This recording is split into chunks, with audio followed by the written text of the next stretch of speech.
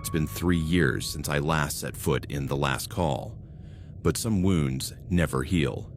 They become flesh and blood ghosts that follow you everywhere. My name is Juana, and this is not a story about ghosts or supernatural demons. It's about a much more common, and therefore more dangerous monster. One that walks in broad daylight, or in my case, under the dim light of street lamps on any street in any neighborhood in Chicago. I had been working as a waitress in that bar for over 3 years. It was my territory. I knew every crack in the wooden floor, the exact spot where the beer fridge groaned before starting up. The smell of stale cleaner mixed with the sweet aroma of spilled beer that permeated my clothes. I knew that the third stool from the left had a loose seat, and that customers who sat there had to be warned. I knew which bottles of whiskey were just for show on the top shelf because they hadn't been touched in years, covered in a layer of dust that no one bothered to clean. I knew which customers left tips and which ones never would, even if you served them 1,000 times with a smile. I knew the exact rhythm of the place. Tuesdays and Wednesdays were slow nights with barely a dozen scattered customers drinking in silence. Thursdays started to liven up with the group of office workers who came after work, and Fridays and Saturdays were when chaos took over, when the music turned up and the smell of alcohol mixed with sweat and shouted conversations. It was hard work, with tired feet and forced smiles, but it gave me independence. It paid for my small apartment on the second floor of an old brick building in Pilsen, my distance learning accounting classes, and even allowed me a few luxuries. Every 2 weeks, I bought a new book from the used bookstore on the corner of 18th and Ashland. Every month, I went to the movies alone on Sunday afternoons and sat in the back rows with a bucket of popcorn and a large soda. It was my routine, my normalcy. A small life, but my own, built with my own hands, far from my family in Texas and the expectations they had placed on me. Here I was free. Here I was Juana, who had arrived in Chicago at the age of 22 with a backpack full of modest but personal dreams. The bar was in Wicker Park, an area that had gone from being industrial and abandoned to becoming a refugee for hipsters and artists who couldn't afford Logan Square. The Last Call was one of those places that tried to maintain an authentic dive bar vibe, although it was increasingly filled with people who came to experience the authenticity rather than to drink in peace. Frank, the owner, was a man in his 50s, an Army veteran who had bought the place with his severance pay and ran it with a firm but fair hand. He never tolerated fights, kicked out anyone who crossed the line with the waitresses, and paid on time and in full. He was a good boss, as far as you could expect from a neighborhood bar.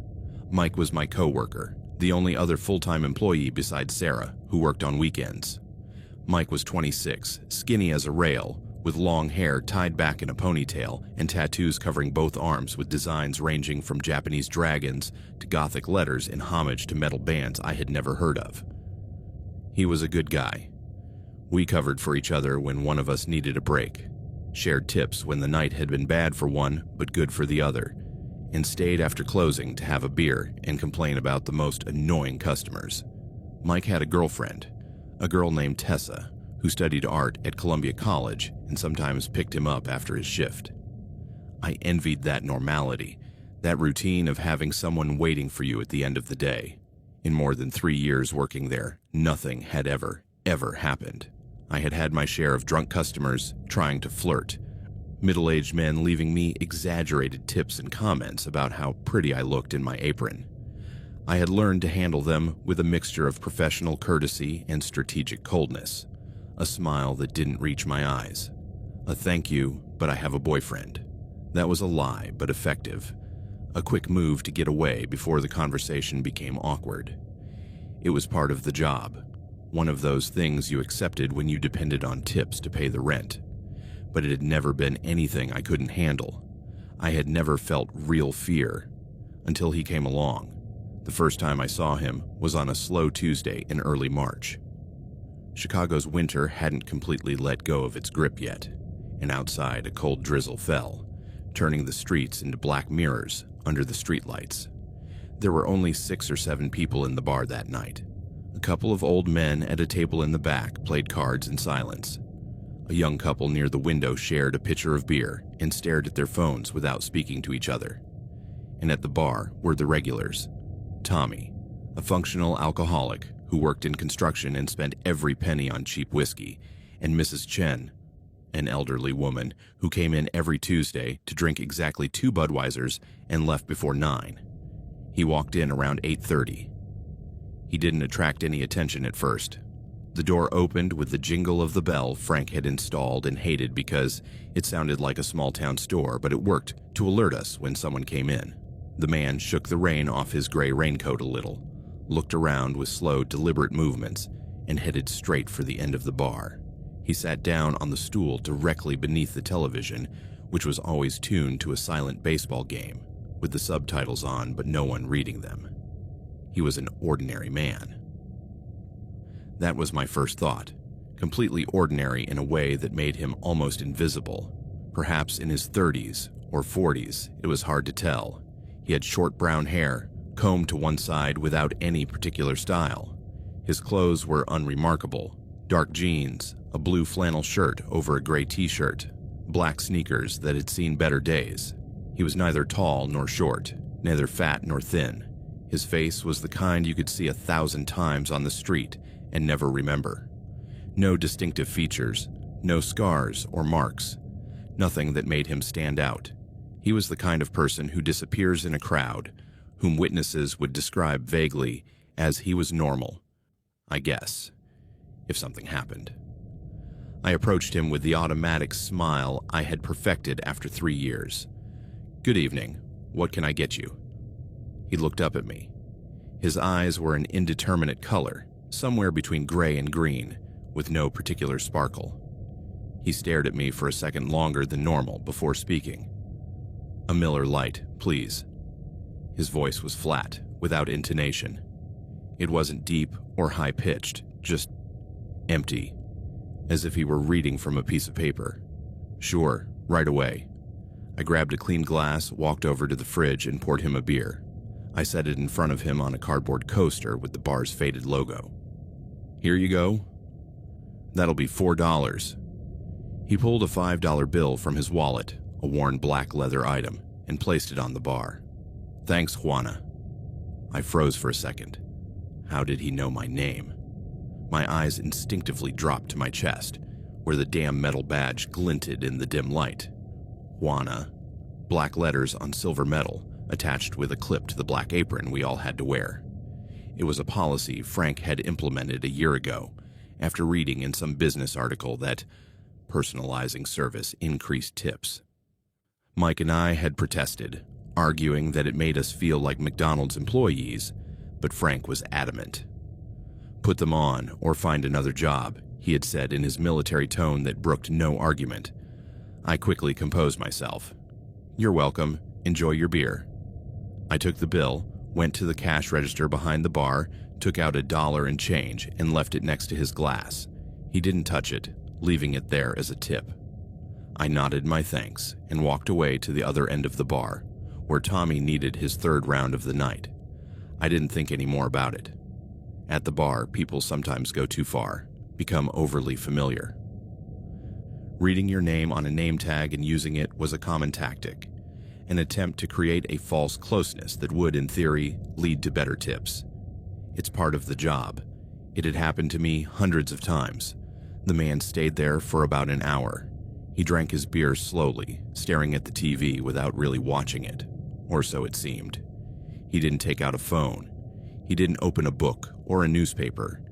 He just sat there, motionless, his hand wrapped around the glass. At 9:30, he got up, left another $1 on the bar, put on his raincoat, and left. The bell jingled as he walked out. He didn't look back. "Weird guy," commented Tommy, who had been watching him with the particular sagacity of drunks who spend so much time in bars that they develop a sixth sense for anomalies. "Why do you say that?" I asked as I wiped down the bar where the man had been sitting. Tommy shrugged. "I don't know. He only had 1 beer in an hour. Who does that? You come to a bar to drink or socialize. That guy just was there. He was right, but I didn't think much of it. Chicago was full of strange people, especially in the bars of Wicker Park. He was probably someone who had just moved to the neighborhood, looking for a place to feel less lonely. Or maybe he just wanted to get out of his apartment. It was none of my business. The next day, Wednesday, he was there again. Same bar stool. Same time, 8:30. Dressed almost identically, though this time the flannel shirt was green instead of blue. He came in, sat down, waited for me to approach him. "Good evening," I greeted him, maintaining my professionalism. "Same as yesterday?" "Please." His voice was still flat, emotionless. I served him the Miller Lite. When I set the glass in front of him, he looked me straight in the eye and said, "Hi, Juana. How are you today?" It wasn't a friendly question. It didn't have the inflection you'd expect from someone who genuinely wants to know how you are. It was a statement, an affirmation that he knew my name, that he had seen me yesterday, that he was here again. "Fine. Thanks," I replied automatically, feeling uncomfortable without understanding exactly why. "Enjoy your beer." I walked away faster than usual, aware of his eyes following me. This time, when Mike came out of the kitchen where he had been changing a keg, I nodded toward the man at the end of the bar. "Do you know him?" I asked quietly. Mike looked in that direction, squinting. "No, I've never seen him before. Why?" "I don't know. He came in yesterday, too. He sits in the same spot, orders the same thing, stays for about an hour. Maybe he lives nearby and this is his new favorite bar," Mike suggested, shrugging. "A lot of our regulars have their routines." He was right. Tommy came Monday through Friday at 6 o'clock. Mrs. Chen came on Tuesdays at 8. The group of office workers came on Thursdays after 7. Routines were normal in a neighborhood bar. People find their place, their schedule, their favorite stool. There was nothing inherently strange about it. But something bothered me. I couldn't put my finger on what it was. Maybe it was the way he looked at me with that empty intensity that made my skin crawl. Or the way he sat so still, as if he were posing for a portrait, as if he were practicing being invisible. That night, he stayed for exactly 1 hour and 15 minutes. He drank his beer. He didn't talk to anyone else. He didn't go to the bathroom. He simply existed in that space. And then he left. The third night, Thursday, was when the chill in the back of my neck began. He arrived at his usual time, but this time there was a variation. When I served him his beer, he stopped me with a question. "How long have you been working here, Juana?" I tensed up. It was a normal question in itself.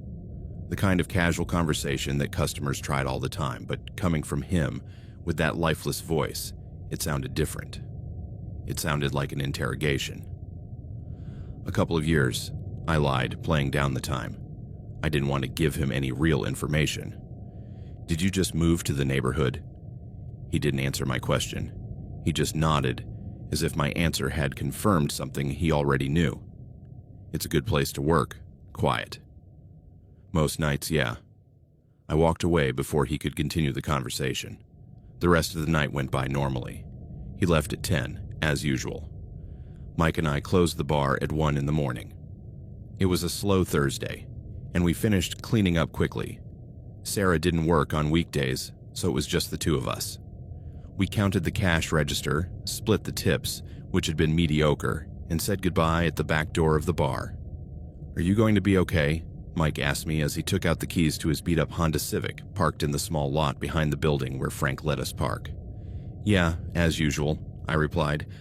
My car, a white 2008 Toyota Corolla that I had bought secondhand, was parked 2 blocks away on the street because I had arrived late, and the lot was already full when I started my shift. "Text me when you get home," he said. It was something we had tacitly agreed on. Chicago wasn't the most dangerous city in the world, but it wasn't the safest either, especially for a woman walking alone at 1:30 in the morning. "I will. Drive carefully." Mike started the engine and pulled out of the lot, the taillights of his car disappearing into the darkness. I took a deep breath, adjusted the strap of my bag over my shoulder, and started walking toward where I had left my car. The streets of Wicker Park at that hour were a strange mix of silence and lingering nightlife.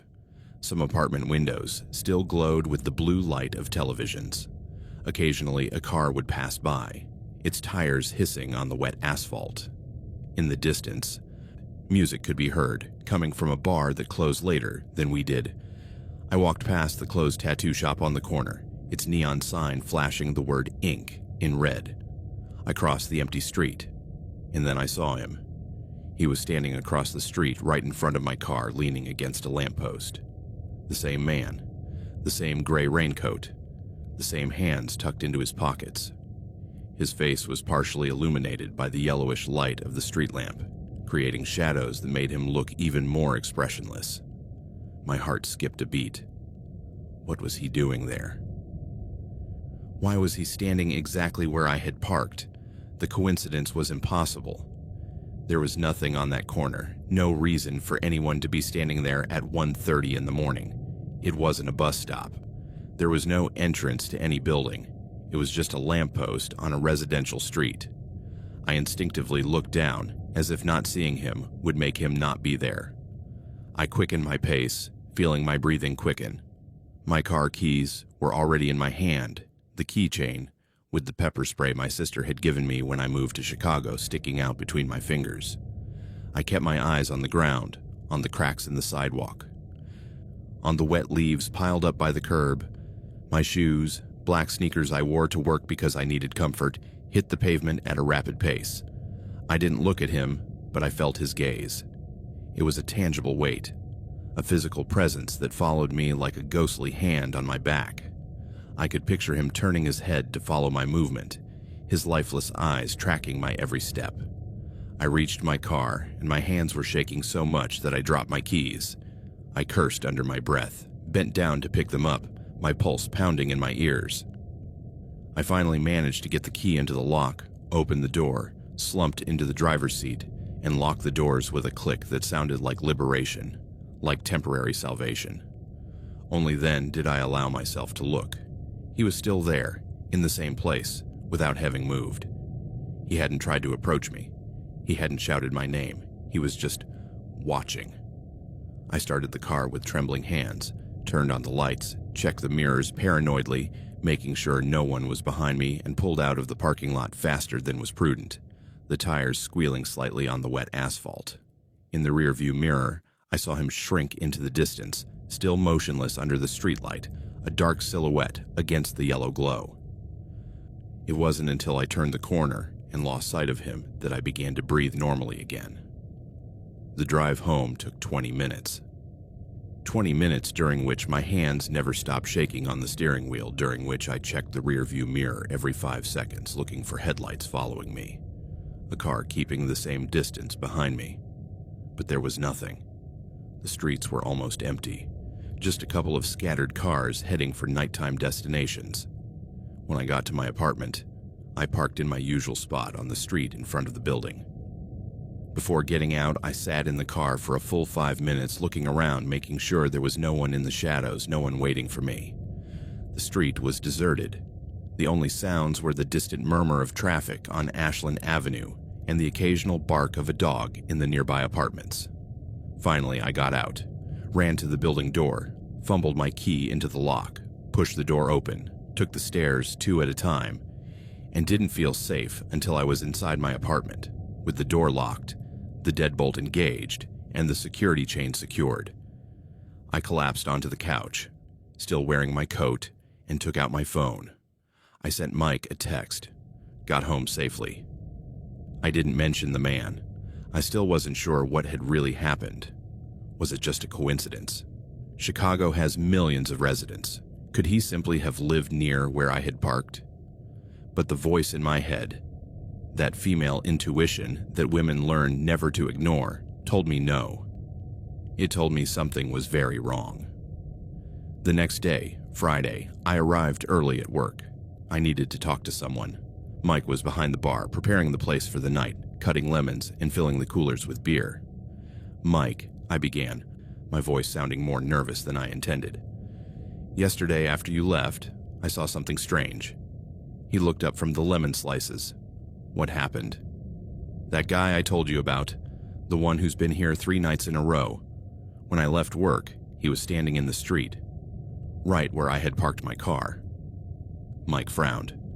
Did he follow you? I don't know. I didn't realize he was there until I got to my car. He was just standing there, watching. Did he say anything? Did he approach you? No. He just stood there. Mike put the knife down on the cutting board and wiped his hands on a rag. Look, Juana, I understand that it's weird, but standing on the street isn't illegal. This area is full of people at this time of night. Smokers coming out of bars, people waiting for Ubers, drunk guys who don't know where they are. It was probably just a coincidence. But he was standing right where I had parked. Does he know where you parked? I didn't have an answer for that. No, there was no way he could know unless, had he followed me when I got to work? Had he been watching? The thought made me feel nauseous. I don't know, I finally admitted. Mike sighed and moved closer, standing in front of me with a sympathetic expression. Look, if you see him outside the bar again, let me know and I'll go out with you, okay? And maybe you should park in the lot from now on, even if you have to arrive early. It's safer. I nodded, feeling a little silly. Maybe I was overreacting. Maybe Mike was right, and it was just an unsettling coincidence. Thanks, I said. Sorry for being paranoid. Don't apologize. It's better to be careful. He gave me a friendly pat on the shoulder. And if that guy makes you uncomfortable when he comes to the bar, let me know, and I'll take care of serving him. You don't have to deal with him if you don't want to. The offer comforted me a little. I wasn't alone in this. That night was a busy Friday, like every Friday. The bar filled up after 9, and Mike and I were constantly on the move, serving drinks, taking orders, cleaning tables. Sarah, who worked weekends, was with us, and her cheerful, talkative energy helped keep the mood light. At 8:30, he arrived. He took his usual seat, waited patiently for me to finish serving other customers. And when I finally approached him, he ordered his Miller Lite in the same flat voice as always. This time, he didn't try to make conversation. He didn't ask how I was doing. He just drank his beer quietly, watching the TV where the Cubs were playing the Cardinals. The crowd around him was noisy, groups of friends laughing, couples on dates, office workers letting off steam after a long week. He was an island of calm amid the chaos, either completely oblivious or completely absorbed in his own inner world. He stayed until 10, as usual, and left without incident. When I closed up that night, at 2 in the morning, because Fridays always took longer, I parked in the back lot as Mike had suggested. He walked out with me, accompanying me to my car just to be sure. See, everything's fine, he said with a smile as I opened the door of my Corolla. Yeah, thanks, Mike, really. That's what friends are for. See you tomorrow. I drove home without incident. No one was following me. I didn't see his face on any corner. I began to convince myself that it had just been my imagination, unfounded paranoia. But on Saturday, when I left work, I saw him again. This time, he wasn't where I had parked my car. This time, he was in the alley behind the back door of the bar, the exit we employees used. Sarah had left first, picked up by her roommate. Mike and I had closed up together again, and when we pushed open the metal door leading to the alley, there he was. He wasn't doing anything obviously threatening. He was just standing near the dumpsters, hands in his pockets, looking toward the door as if he were waiting for someone to come out. As if he were waiting for me to come out. Mike saw him at the same time I did and immediately tensed up. Is that him? He asked me in a low voice. Yes, I whispered, feeling fear settle in my stomach again like a cold stone. Mike stepped forward, placing himself between the man and me. Hey buddy, he said in a loud, controlled voice. This is a private alley. You can't be here. The man looked at us both, his expression unchanged. It's a public street. Technically, he was right. The alley connected to the street on the other side, so it wasn't entirely private property. Well, it's late and you're scaring people, Mike continued, standing his ground. Why don't you go home? The man didn't move for a few seconds that felt like hours. Finally, without saying another word, he turned and began walking slowly toward the other end of the alley, his footsteps echoing off the brick walls. He didn't look back. Mike and I stood there, watching until he disappeared into the darkness. "Okay," Mike finally said, his voice tense. "That's officially creepy. It's definitely not a coincidence." My heart was beating so hard I could feel it in my ears. "What do I do?" "First, we're going to your car, together, and from now on, you're not going out alone. If I have to wait for you, I'll wait. If you have to wait for me, you wait. Got it?" I nodded, grateful to have someone on my side. That night, in the safety of my apartment, I couldn't sleep. I stayed awake on the couch, with all the lights on, checking the locks every half hour, jumping at every noise in the building. What did that man want? Why was he following me? There were hundreds of women in Chicago, thousands of waitresses working in hundreds of bars. Why me? The following week was when things escalated from unsettling to terrifying. On Monday, he didn't come to the bar. It was a relief, but it also made me nervous. Where was he? Had he given up after Mike confronted him, or was he planning something else? He didn't show up on Tuesday either. I started to relax a little, thinking that maybe it was over, that he had found someone else to focus his attention on, or that he had simply lost interest. On Wednesday, halfway through my shift, my phone vibrated in my apron pocket. I ignored it at first. I was busy serving a table of 6 people who had come in to celebrate a birthday, but it kept vibrating and vibrating. During my 10-minute break, I went to the small back room where we kept our things and checked my phone. I had 15 Instagram notifications, all follow requests, all from different accounts. But when I opened them, they all had the same pattern. No profile picture, just black or gray backgrounds. Usernames that were random combinations of numbers and letters. K5H8G2J, M4R7E9, Q, L2K5 and 3F, no followers, no posts, no bio. With trembling hands, I rejected every request. Then I blocked all the accounts. I set my profile to private, even though it already was. I checked my list of followers, looking for suspicious accounts, but they were all people I knew, friends from Texas, online classmates, some regulars at the bar who had found me through social media. My profile didn't have much information. My profile picture was a picture of me on Galveston Beach, taken 2 years ago during a visit to my family. I was wearing a blue bikini, smiling, the ocean behind me. I thought it was a pretty innocent photo. Now it made me feel exposed, vulnerable. How many times had I looked at that photo? What fantasies had I built around it? I immediately changed the photo to the logo of a band I liked, The National. I changed my bio, which simply said Chicago, to nothing. I checked all my privacy settings, making sure that absolutely nothing was public. I returned to the bar feeling bad. Mike noticed my expression. "What's wrong?" I showed him my phone, the screenshots I had taken of the requests before blocking them. His face darkened. "Damn, Juana, this is getting out of hand." "How did he get my username?" I asked, my voice shaking. "My profile is private. I don't have it anywhere public." "Is it connected to Facebook?" "Yes, but my Facebook is private too." "Could someone have given him your information?" I couldn't imagine who. The only ones who knew my full last name at the bar were Frank and Mike. And they were both on my side.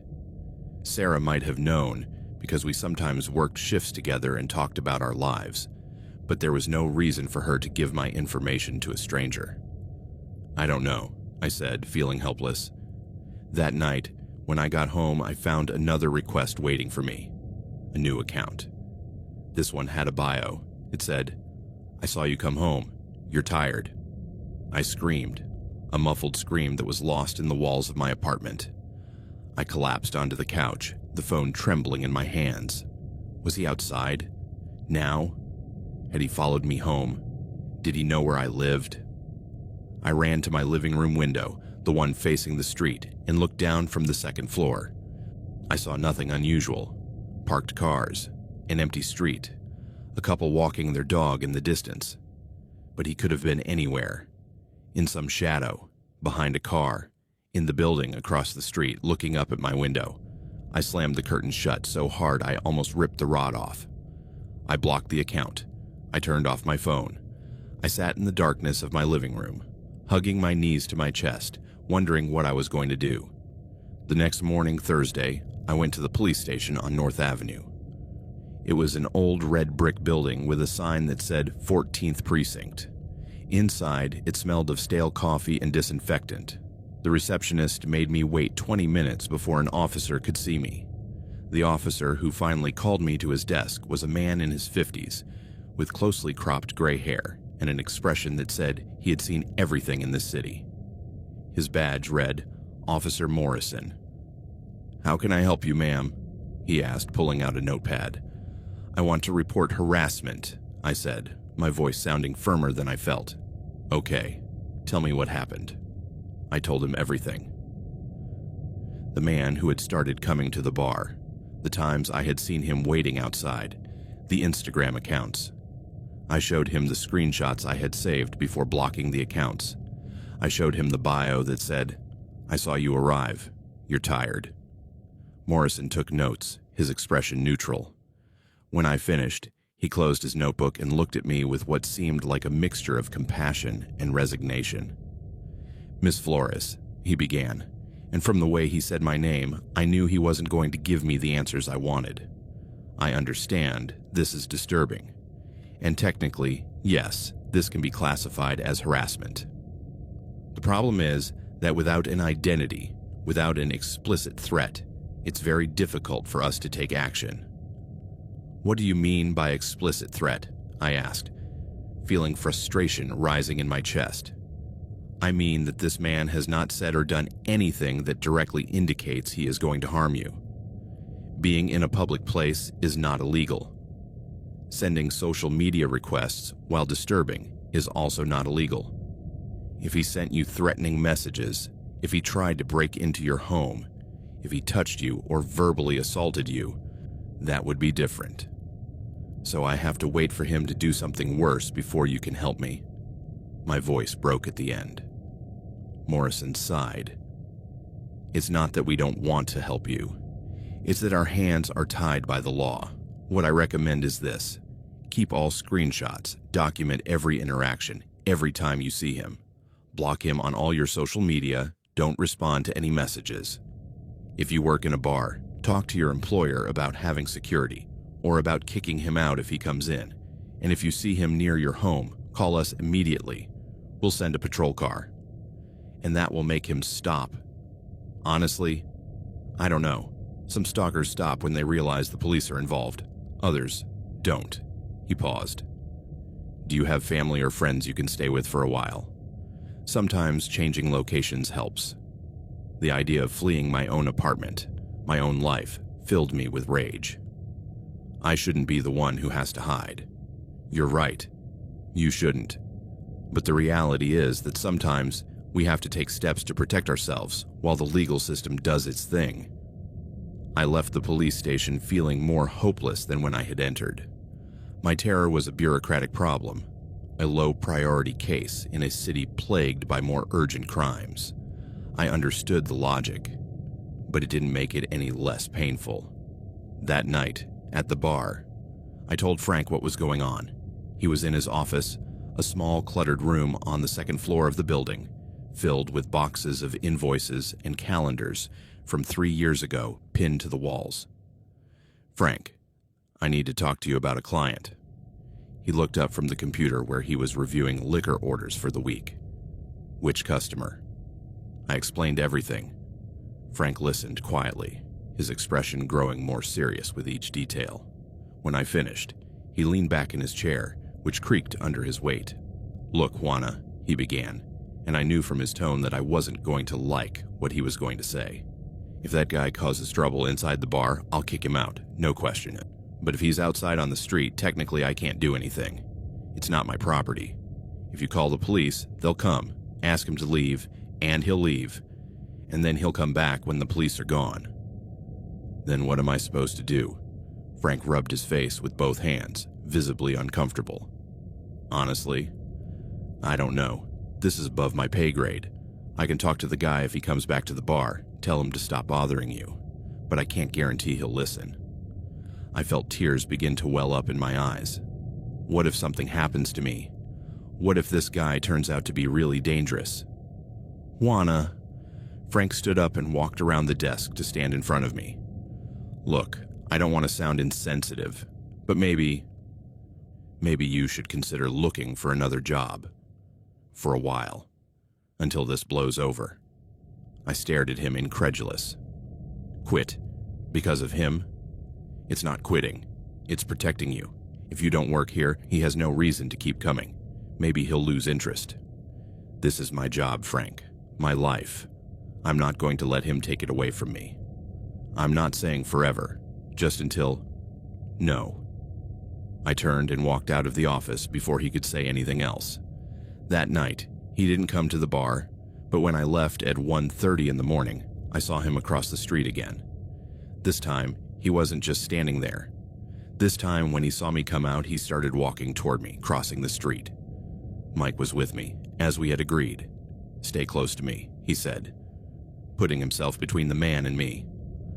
Juana, the man called, his voice still flat but louder, projecting into the empty night. I need to talk to you. You have nothing to talk to her about, Mike replied firmly. The man stopped a few feet away. I just want to talk. I'm not interested, I said, my voice shaking. Leave me alone. Why are you avoiding me? I'm just trying to get to know you. Because you're stalking me. The words came out of my mouth before I could stop them, loaded with all my pent-up frustration and fear. You follow me. You text me. You show up outside my work. That's not trying to get to know someone. That's stalking. For the first time, I saw something resembling emotion on his face. Confusion, perhaps, or indignation. I'm not stalking you. I just want us to talk. She doesn't want to talk to you, Mike interjected. And if you don't leave right now, I'm calling the police. The man looked at us both for a long moment. Then, without another word, he turned and walked away, his footsteps echoing in the empty street until he turned the corner and disappeared. I stood there shaking, leaning against Mike's car. What am I going to do? Come on, Mike said, putting a hand on my shoulder. I'll drive you home, and tomorrow, you talk to a lawyer or the police again. This has to stop. The next day, Friday, I received the gift. It had been a chaotic night. The bar was packed to the rafters with the usual Friday crowd, and I had been running around nonstop for 7 hours. I was exhausted, my feet hurt, my back was tense, and all I could think about was getting home and into bed. When I left, Mike was with me again, true to his promise. We walked together to my car, parked in the back lot, and there, on the hood, was a small package wrapped in brown paper tied with white string. What's that? Mike asked, immediately alert. I don't know. I approached slowly, as if it were a bomb that could explode. There was no name, no card, just the package, left on my car in a private lot behind the bar. Don't touch it, Mike said. It could be dangerous. But something in me needed to know. I needed to see how far this had gone. With trembling hands, I cut the string with my keys and unwrapped the paper. Inside was a small stuffed animal, a white rabbit that had once been soft but was now dirty and worn, as if it had been pulled out of a dumpster, and underneath the rabbit, neatly folded, was a note. I unfolded it with fingers that could barely hold the paper. The handwriting was straight, impersonal, written in blue pen on lined paper. So you don't sleep alone, like me. Something broke inside me. It wasn't just fear, it was disgust, it was impotent rage. It was the total realization that this person was not only watching me, but fantasizing about a life with me, a life of forced intimacy and terror. This note was not just a statement, it was a veiled threat. He saw me alone in my bed. He knew I slept alone. He had thought of me that way, in my most intimate space, in my nocturnal vulnerability. I started to hyperventilate. Mike held me by the shoulders. Okay, breathe. We're going to call the police right now, we called from the parking lot. A patrol car arrived 15 minutes later. 2 officers, a young woman and an older man, took my statement, photographed the stuffed animal in the note, and put them in an evidence bag. They were professional, even sympathetic, but I could see in their eyes the same helplessness I had seen in Morrison. "We're going to file a report," said the officer, whose badge read Ramirez, "and we're going to patrol the area tonight, but I'm going to be honest with you, Miss Flores. Without fingerprints, without cameras, without witnesses, it's difficult." "Difficult what?" I asked, even though I already knew the answer. "To identify the suspect, to make an arrest." Ramirez looked at me with something close to pity. "Have you considered getting a restraining order?" "Against whom? I don't know his name. I don't know where he lives. I don't know anything about him except that he's driving me crazy. You could describe his appearance, and if we identify him, he's a middle-aged white man wearing normal clothes. That description fits millions of people in Chicago." Ramirez had no answer for that. I didn't sleep that night. I stayed awake in my apartment with all the lights on, checking the locks every half hour. I had moved the sofa in front of the door as an extra barricade, even though I knew it wouldn't do any good if he really wanted to get in. Every noise in the building made me jump. The creak of the floor above where my elderly neighbor walked to the bathroom. The slam of a door closing in the hallway. The whistle of the wind against the windows. Everything had become a potential threat. On Saturday, I called the bar and told Frank I couldn't come to work. My voice sounded broken, even to my own ears. "Are you sick?" he asked. "Yes," I lied, because it was easier than explaining that I was paralyzed with fear in my apartment, unable to conceive of the idea of going out and exposing myself again. "Okay, get well soon." On Sunday, I did the same thing. Mike called me. "Juana, Frank says you're sick. Are you okay?" "No," I replied honestly. "I'm not okay, Mike. I can't go back." "To the bar?" "Anywhere. I can't go on living like this. I'm scared all the time. I can't sleep. I can't eat. Every time I look out the window, I expect to see him standing there, looking up. Every time my phone vibrates, I think it's another bill, another message. I can't take it anymore." Mike was silent for a moment. "What are you going to do?" "I don't know." But I knew, deep down in my soul. I knew what the only option left for me was. The one I had been avoiding, the one that filled me with rage because it meant he had won. On Monday morning, I called Frank. "Frank, I quit." "What?" "Juana, why?" "You know why. I can't go back. Not while he's still out there, waiting for me." Frank sighed heavily. "I'm sorry, Juana. I'm really sorry. If there's anything I can do..." "There's nothing anyone can do. Thank you for all these years." I hung up before he could respond. Then I sat on my couch, staring at the wall, feeling my whole world fall apart. That afternoon, Mike came to my apartment.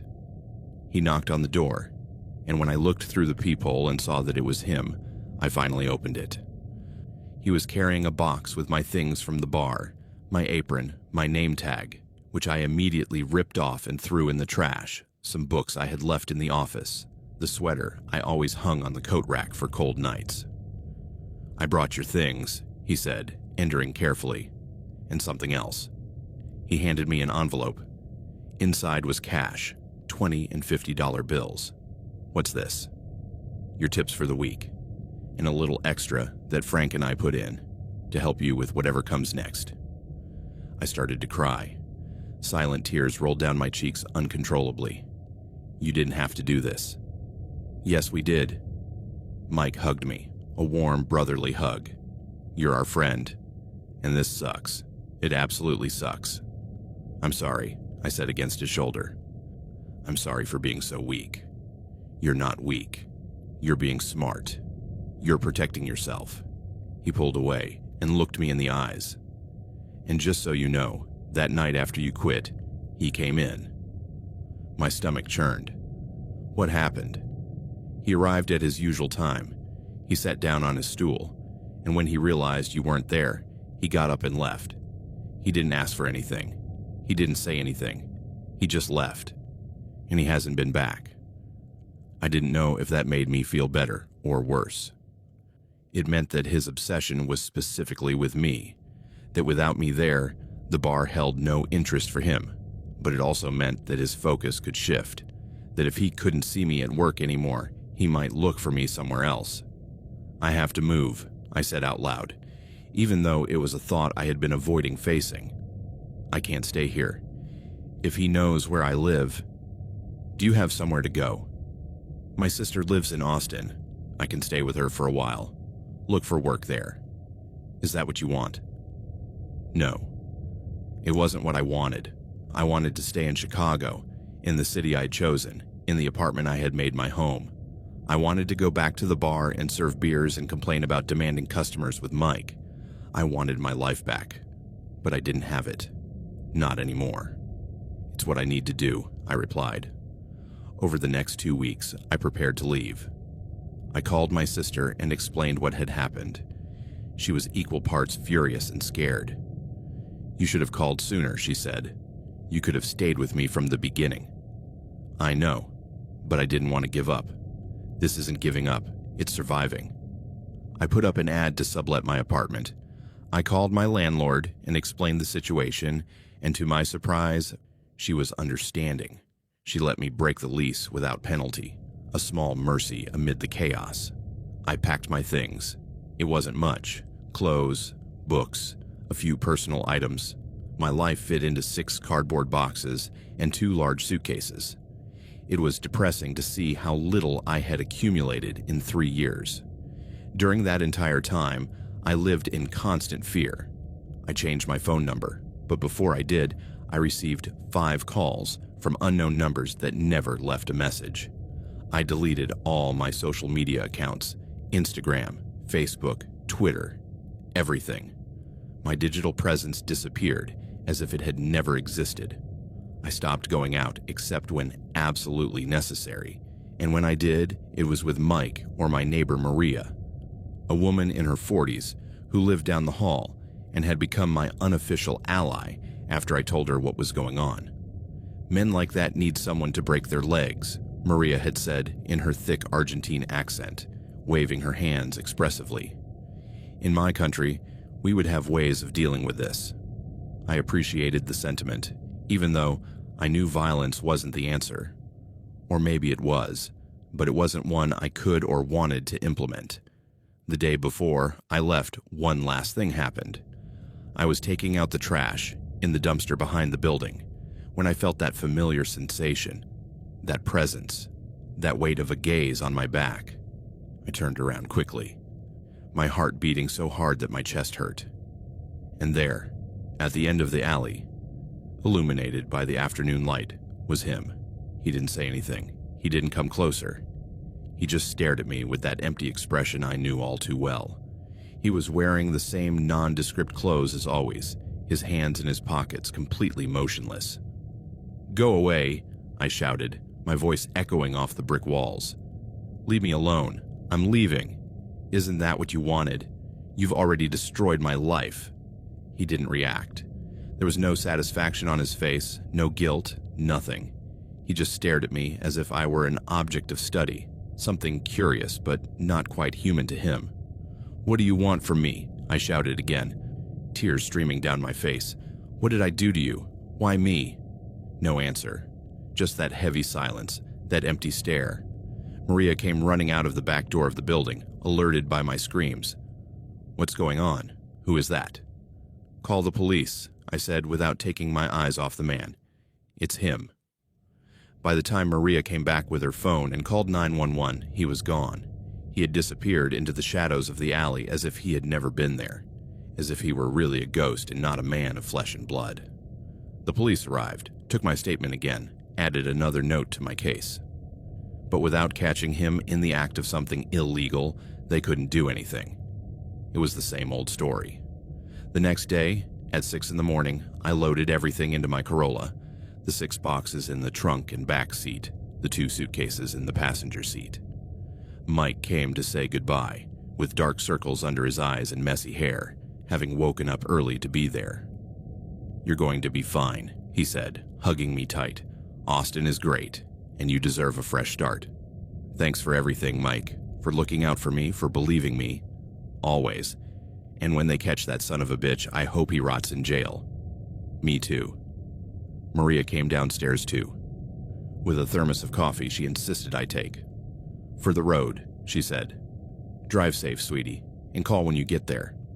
I will. I got in the car. I put the keys in the ignition. I looked at my building one last time, the windows of my apartment now empty, the curtains I had left because they came with the place. I had lived there for 3 years. I had been happy, as much as possible. And now I was leaving it all behind, fleeing in broad daylight like a fugitive. I started the car and began to drive away. In the rearview mirror, I saw Mike and Maria waving goodbye, getting smaller with every meter I drove. I turned the corner and lost sight of them. Highway 55 would take me south, out of Illinois, through Missouri and Arkansas, until I finally reached Texas. 1,200 miles, 18 hours of driving if I stopped only for gas, a trip that would take me out of Chicago, away from the shadow, back to something resembling safety. But as I drove, with the rising sun illuminating the windshield and the radio playing songs I didn't listen to, I couldn't shake the feeling that it wasn't over, that somewhere behind me, or maybe ahead, he was still there, watching, waiting, because men like him don't stop just because their target moves to another city. Men like him just find new victims. And as the Chicago skyline disappeared in my rearview mirror, swallowed by distance and the morning haze, I wondered how many other Juanas there might be. How many other women unknown to me were at this very moment serving drinks, working in offices, walking down streets, unaware that someone had chosen them, that someone had decided they would be the object of an obsession that would destroy their lives piece by piece. I gripped the steering wheel tighter and continued driving south, into the distance, towards something I could no longer call home because home had been contaminated, ruined, turned into another place where fear lived. 12 miles outside the city, at a rest stop, I stopped to fill up the tank. As the gas pumped, I checked my phone one last time before turning it off for good. I had a message from an unknown number. My blood ran cold. With trembling hands, I opened the message. It was a photo of my building, of my white Corolla loaded with boxes, taken this morning, taken as I was leaving, and underneath, a single message. Have a good trip. I dropped the phone. It hit the concrete with a thud. I scanned the rest area with wild eyes, searching for his face among the other drivers filling their tanks, going in and out of the convenience store, stretching their legs before continuing their journeys. I didn't see him, but that didn't mean he wasn't there. It didn't mean he hadn't followed me. It didn't mean that moving to Austin would be enough. I finished filling the tank with hands that wouldn't stop shaking, picked up my phone from the ground, turned it off completely, and got back on the highway. This time, I didn't look back.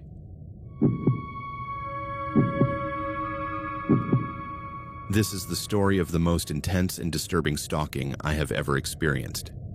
It is not a story about ghosts or haunted houses. The specters that haunted me were made of flesh and blood, and the setting for my nightmare was not a gloomy castle, but the well-lit streets of a residential neighborhood on the outskirts of Manchester. My name is Diana Miller, and for 18 endless months my life did not belong to me. It belonged to a shadow, a man whose name I never knew, but whose presence became the very air I breathed, heavy, toxic, and laden with constant fear. Before it all began, my life was extraordinarily normal, almost boring in its predictability, and now I look back on that time with painful nostalgia. I was 24 when it all started. In the fall of 2017, I lived alone in a small apartment in Didsbury, a residential neighborhood south of Manchester that had maintained that perfect balance between accessibility and safety. My apartment was the ground floor of a Victorian townhouse converted into 3 units. It had a small front garden with a rusty iron gate that creaked every time you opened it, a detail that would later save me on more than one occasion as a makeshift alarm system. The interior was cozy, a living room with large windows overlooking the street, a decent-sized bedroom at the back, a tiny but functional kitchen, and a bathroom that had seen better days, but was mine. I worked as a graphic designer for a medium-sized agency called Vertex Creative, located in Manchester's northern quarter. The office occupied the second floor of a red brick building with large industrial windows and walls decorated with murals by local artists. We were a team of 11, 5 designers, 3 web developers, 2 digital marketing specialists, and Sarah, our creative director who also owned the agency. Sarah was 42, with short platinum blonde hair, tattoos covering both arms, and a direct way of speaking that intimidated clients but inspired fierce loyalty in her employees. My best friend at the office was Claire Thompson, a 26-year-old designer with whom I shared a taste for overly expensive coffee and Netflix true crime series. Claire was the kind of person who wore bright colors even on the grayest days in Manchester, with her endless collection of yellow, pink, and lime green sweaters. We had lunch together almost every day at the small vegan cafe on the corner of Oldham Street, where the owner, an older man named Raj, already knew our orders by heart. There was also Tom, one of the developers, a skinny 29-year-old with a scruffy beard and an addiction to Red Bull that we all found worrying but which he defended as performance optimization. And there was Megan, the 31-year-old marketing specialist who was always planning group outings, pub quiz nights, trips to the Peak District, visits to art markets on Sundays. It was a solid group, the kind of co-workers who become real friends. My personal life was equally stable. Liam, my boyfriend of 2 years, lived in Liverpool where he worked as a civil engineer for a construction firm. We had met at a boring conference on sustainable design in Leeds, the kind your company forces you to attend. We had connected during the coffee break, complaining about how tedious the keynote presentation was, and the rest was history. He was tall with that brown hair that always seemed to need a cut, green eyes that crinkled at the corners when he smiled, and an infectious laugh that made everyone in the room want to know what was so funny. We were in a manageable long-distance relationship. He would come to Manchester on Fridays after work. We would spend the weekend together, and he would return on Sunday night. It worked. It wasn't perfect, but it was ours. On Sunday nights, after Liam left, I would usually spend a couple of hours on social media. It was a routine. I would update my Instagram with photos of what we had done over the weekend, check Facebook to see what my college friends who were now scattered across the UK were up to, scroll through Twitter without really paying attention. My Facebook profile was quite open back then. Not completely private, but with settings that I thought were secure. Only friends of friends could see my posts. My personal information was hidden, that sort of thing. In hindsight, I was tremendously naive about online security. It all started in the most mundane way imaginable, with a Facebook friend request on a Sunday night in early October 2017. I had just seen Liam off at the door, his cologne still lingering on the sweater he had lent me because I was cold, when my phone vibrated with the notification. It was from a profile named Mark J. The profile picture was generic, one of those mountain landscapes with bright blue skies that looked like it came from a Google Images search. However, he had 7 mutual friends. I quickly checked them out. They were people I vaguely recognized, friends of friends, people I had bumped into at parties or events but didn't really know. It wasn't unusual. Manchester was big enough to have degrees of separation, but small enough that everyone was connected in some way. I accepted the request without thinking twice. It was the first and most crucial mistake, the tiny crack through which the horror would seep in.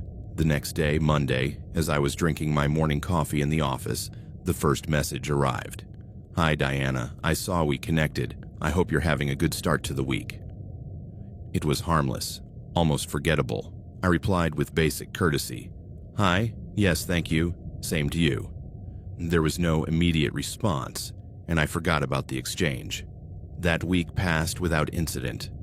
I worked on a project for a new client, a coffee shop chain that wanted to revamp its brand image. Claire and I complained about the endless feedback meetings where the client couldn't decide between 2 almost identical shades of green. Liam came over on Friday as usual. We watched a terrible movie at home with a bottle of wine.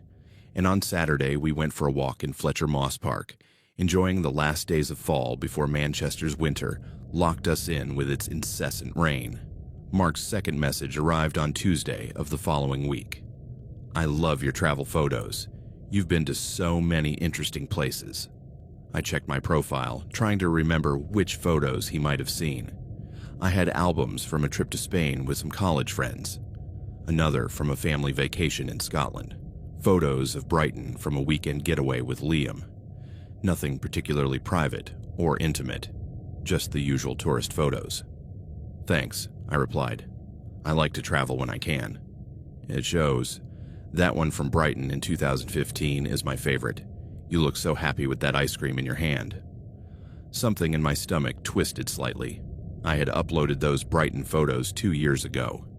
Why was he looking at such old albums? But I convinced myself I was being paranoid. People do that on Facebook all the time, scrolling through years of photos when they're bored. The messages became more frequent after that. They weren't stalkers in the traditional sense, not at first. They were just constant. Good mornings, good nights, questions about my day, comments about the Manchester weather. At first, I replied out of politeness. Then I started responding with increasingly long delays, hoping he would take the hint. He didn't. At the end of October, his messages started to change. They became more personal, more specific. Do you still go to that coffee shop on Thursday mornings? Opal's Coffee, right? I hear they have the best flat white in Didsbury. I froze when I read that message. Yes, I went to Opal's Coffee almost every Thursday before work. It was part of my routine. I would wake up early, walk the 4 blocks to the cafe, buy my flat white and a pain au chocolat, and arrive at the office with enough time to start the day without rushing.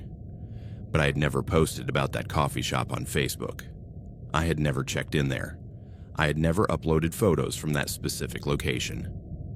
How do you know which coffee shop I go to? I wrote, feeling the discomfort turn into something denser.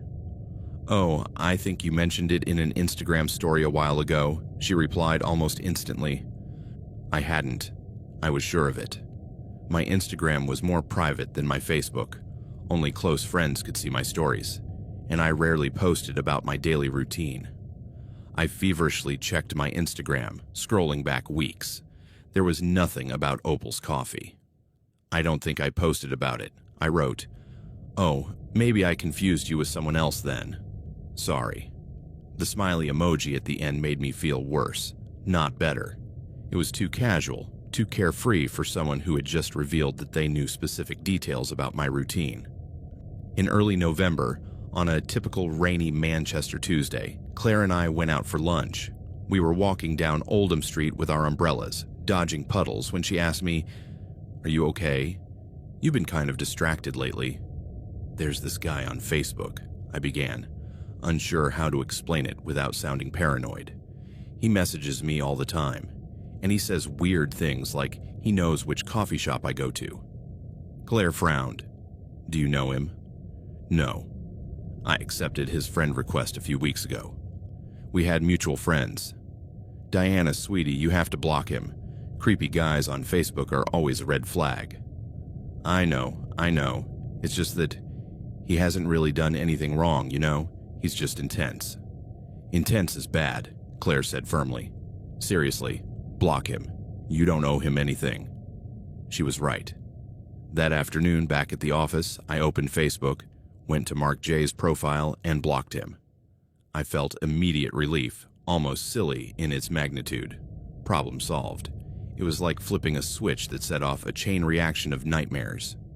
The next day, Wednesday, I received a friend request from Mark Johnson. Same mountain landscape photo, different mutual friends. I blocked him instantly. Thursday, Marcus J. Stevens. Friday, Imsa Johnston. By Monday of the following week, I had blocked 7 different accounts, all variations of the same name, all with nearly empty profiles, all sending persistent requests. But worse than Facebook was the rest. My Instagram, which I had set to private, started receiving follow requests from accounts with no profile pictures and random usernames. Mark Jejet 1987, Mark J UK, the Marcus J. I rejected them all, but they kept coming. My Twitter, which I hardly used and had fewer than 100 followers, received direct messages from new accounts. Blocking me won't make me go away, Diana. What terrified me most was the message to my work email. My email was on the Vertex Creative website, available to potential clients. I had received spam before, strange proposals, that kind of thing, but this was different. The email simply said, "You can't hide from me. I'm more patient than you think. M." I showed Sarah the email. We were in her office, a small space with glass walls overlooking the main office. Sarah read the message with an increasingly serious expression. "Diana, this isn't right," she finally said. "This is harassment." "I know. I don't know what to do." "Have you gone to the police?" "For some Facebook messages? I don't think they can do anything." Sarah leaned back in her chair, drumming her fingers on her desk. "Look, I can't officially tell you what to do, but unofficially, as your friend, I'm telling you to file a report. Even if they can't do anything immediately, start a record. If this escalates, and I hope it doesn't, you'll need to have documentation." What if I'm overreacting? What if he's just a weird guy who doesn't understand boundaries? "Weird guys who don't understand boundaries escalate," Sarah said with a seriousness that sent chills down my spine. "I've seen this before. My sister went through something similar. Trust your instincts. If something feels wrong, it probably is." That afternoon, after work, I went to the police station in Wally Range. It was a modern brick building, efficient but impersonal. The receptionist made me wait 20 minutes before an officer could see me. The officer was a man in his 50s, with gray hair and a weary expression that suggested he had seen all the horrors Manchester had to offer. "How can I help you?" he asked, pulling out a notebook. "I want to report online harassment," I said, my voice sounding firmer than I felt. I told him everything: the multiple friend requests, the messages, the knowledge of my routine, the email to my work. I showed him the screenshots I had taken of every blocked account, every threatening message. He took notes meticulously, his expression neutral throughout the account. "Miss Miller," he began when I finished, "this is definitely harassment. The problem is that without a verifiable identity of the person doing this, our options are limited. Do you have any idea who it might be?"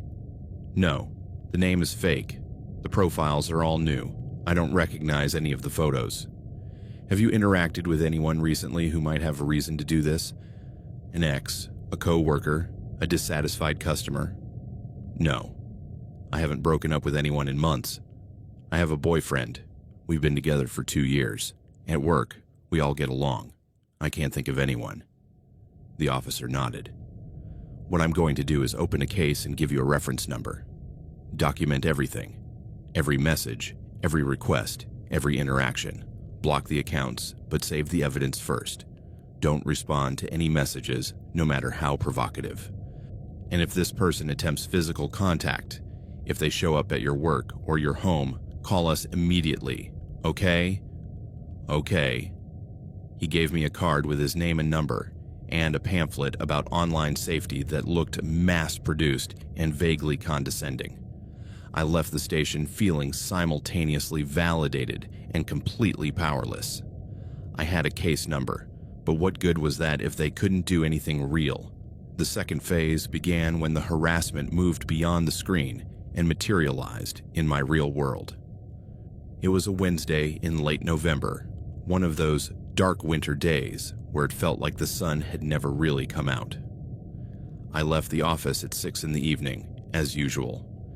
The office was in a shared building, and the entrance opened directly onto Oldham Street, a busy street in the northern quarter, with vintage shops, independent cafes, and a constant flow of people coming and going. I pushed open the exit door, adjusting my scarf against the cold wind, when something made me stop. That feeling of being watched, that primitive instinct we have, but rarely listen to in modern life. I looked around, searching for the source of my discomfort. and then I saw him. He was across the street, leaning against a lamppost, staring directly at the entrance to the building. At me. He was wearing a dark gray hoodie, black jeans, and sneakers. The hood was up but didn't completely cover his face. I could see enough. He was a white man, probably in his 30s, with ordinary features that would be impossible to describe accurately beyond normal. But what made my blood run cold wasn't his appearance, but his expression. There was a faint smile on his face, a small but undeniable satisfaction, as if he had been waiting for this moment and had finally succeeded. Our eyes met for a split second, and something inside me screamed to run. I didn't wait to confirm if it was really him. I didn't stop to rationalize if it was just a coincidence. I just ran. I crossed the street without looking, almost getting hit by a cyclist who yelled something unintelligible at me, and ran to the bus stop on Market Street. My heart was pounding so hard I could feel it in my throat. My hands were shaking as I searched for my transit card in my bag. The 42 bus arrived minutes later, though it felt like hours. I got on, collapsed into a seat near the driver, and only then dared to look back out the window. He was still there, in the same spot, staring in the direction of the bus. He hadn't run after me. He hadn't tried to approach me. He had just watched, letting me know that he had seen me, that he knew where I worked, that he could be there whenever he wanted. The ride home was a fog of panic. I got off at my usual stop on Burton Road, walked the 2 blocks to my house, constantly looking over my shoulder, opened the door with trembling hands, went inside, and locked all the doors. Only when I was inside, with the security chain on and the curtains closed, did I allow myself to break down. I sat on the floor of my living room, my back against the door, and cried. My phone vibrated. A message from an Instagram account I hadn't seen before. I opened the app with trembling fingers. The message read, "Red suits you, but today's blue makes you look more professional." I had worn a navy blue coat that day. He had seen what I was wearing. He had been close enough to notice the details of my outfit. I called Liam immediately. He answered on the second ring. "Hi, sweetheart. How are you?" Liam. My voice came out broken, unrecognizable. "I need you to come over. Please." "What happened? Are you okay?" I told him everything, the words coming out in an incoherent avalanche. He listened without interrupting, and when I finished, he said in a tense voice, "I'm on my way. I'm leaving work now. I'll be there in an hour and a half, 2 at most. Are you safe in the apartment?" "Yes. All the doors are locked.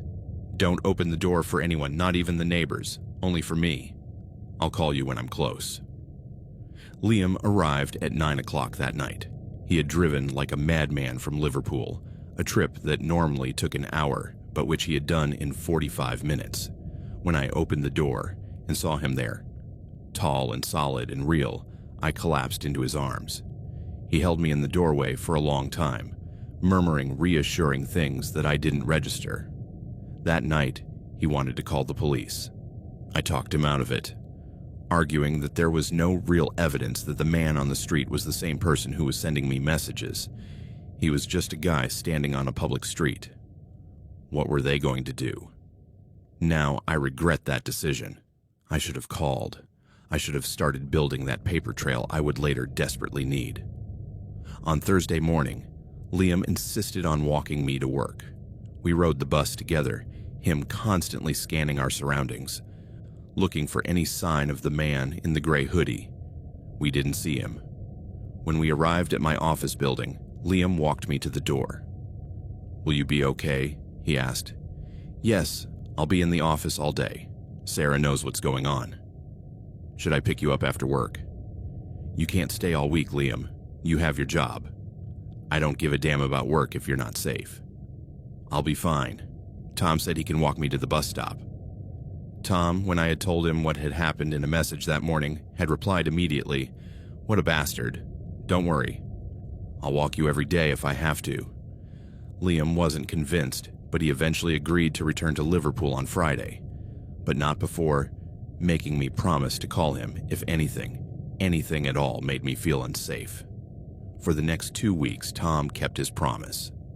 Every afternoon at 6 o'clock sharp, he would stop whatever he was doing, shut down his computer, and walk with me to the bus stop. He would wait until the bus arrived, and I was safely inside before leaving. I didn't see the man in the gray hoodie again during that time, but the messages continued. Now, they were coming not only to Instagram and Facebook, but to my personal email, which he had somehow obtained. I see you have a bodyguard now. Very nice of your friend. Does he wait for you at home too? The message made me throw up in the office bathroom. It meant he was still watching, that he knew Tom was with me, that he was constantly tracking my routine. I changed my route to work. Instead of taking the direct bus, I started taking a train from Maldeth Road to Piccadilly, then walking to the office. I started ordering taxis at night, even though the expense was wrecking my budget. I stopped going to Opal's Coffee on Thursdays, breaking a routine of years. Fear had become a constant companion. I slept poorly, waking up at every noise in the building. I'd lost almost 5 pounds because the knot in my stomach never let me eat properly.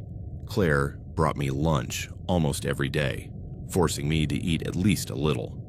"You can't let this bastard destroy your health," she would say, with that mixture of concern and anger that made me love her even more. It was a Friday night in mid-December, one of those brutally cold winter nights where the wind cut like a knife. Liam was with me for the weekend. We'd gone for drinks with Tom, Claire, and a few others from the office at a pub in Didsbury Village. It was the first night in weeks where I felt something close to normal.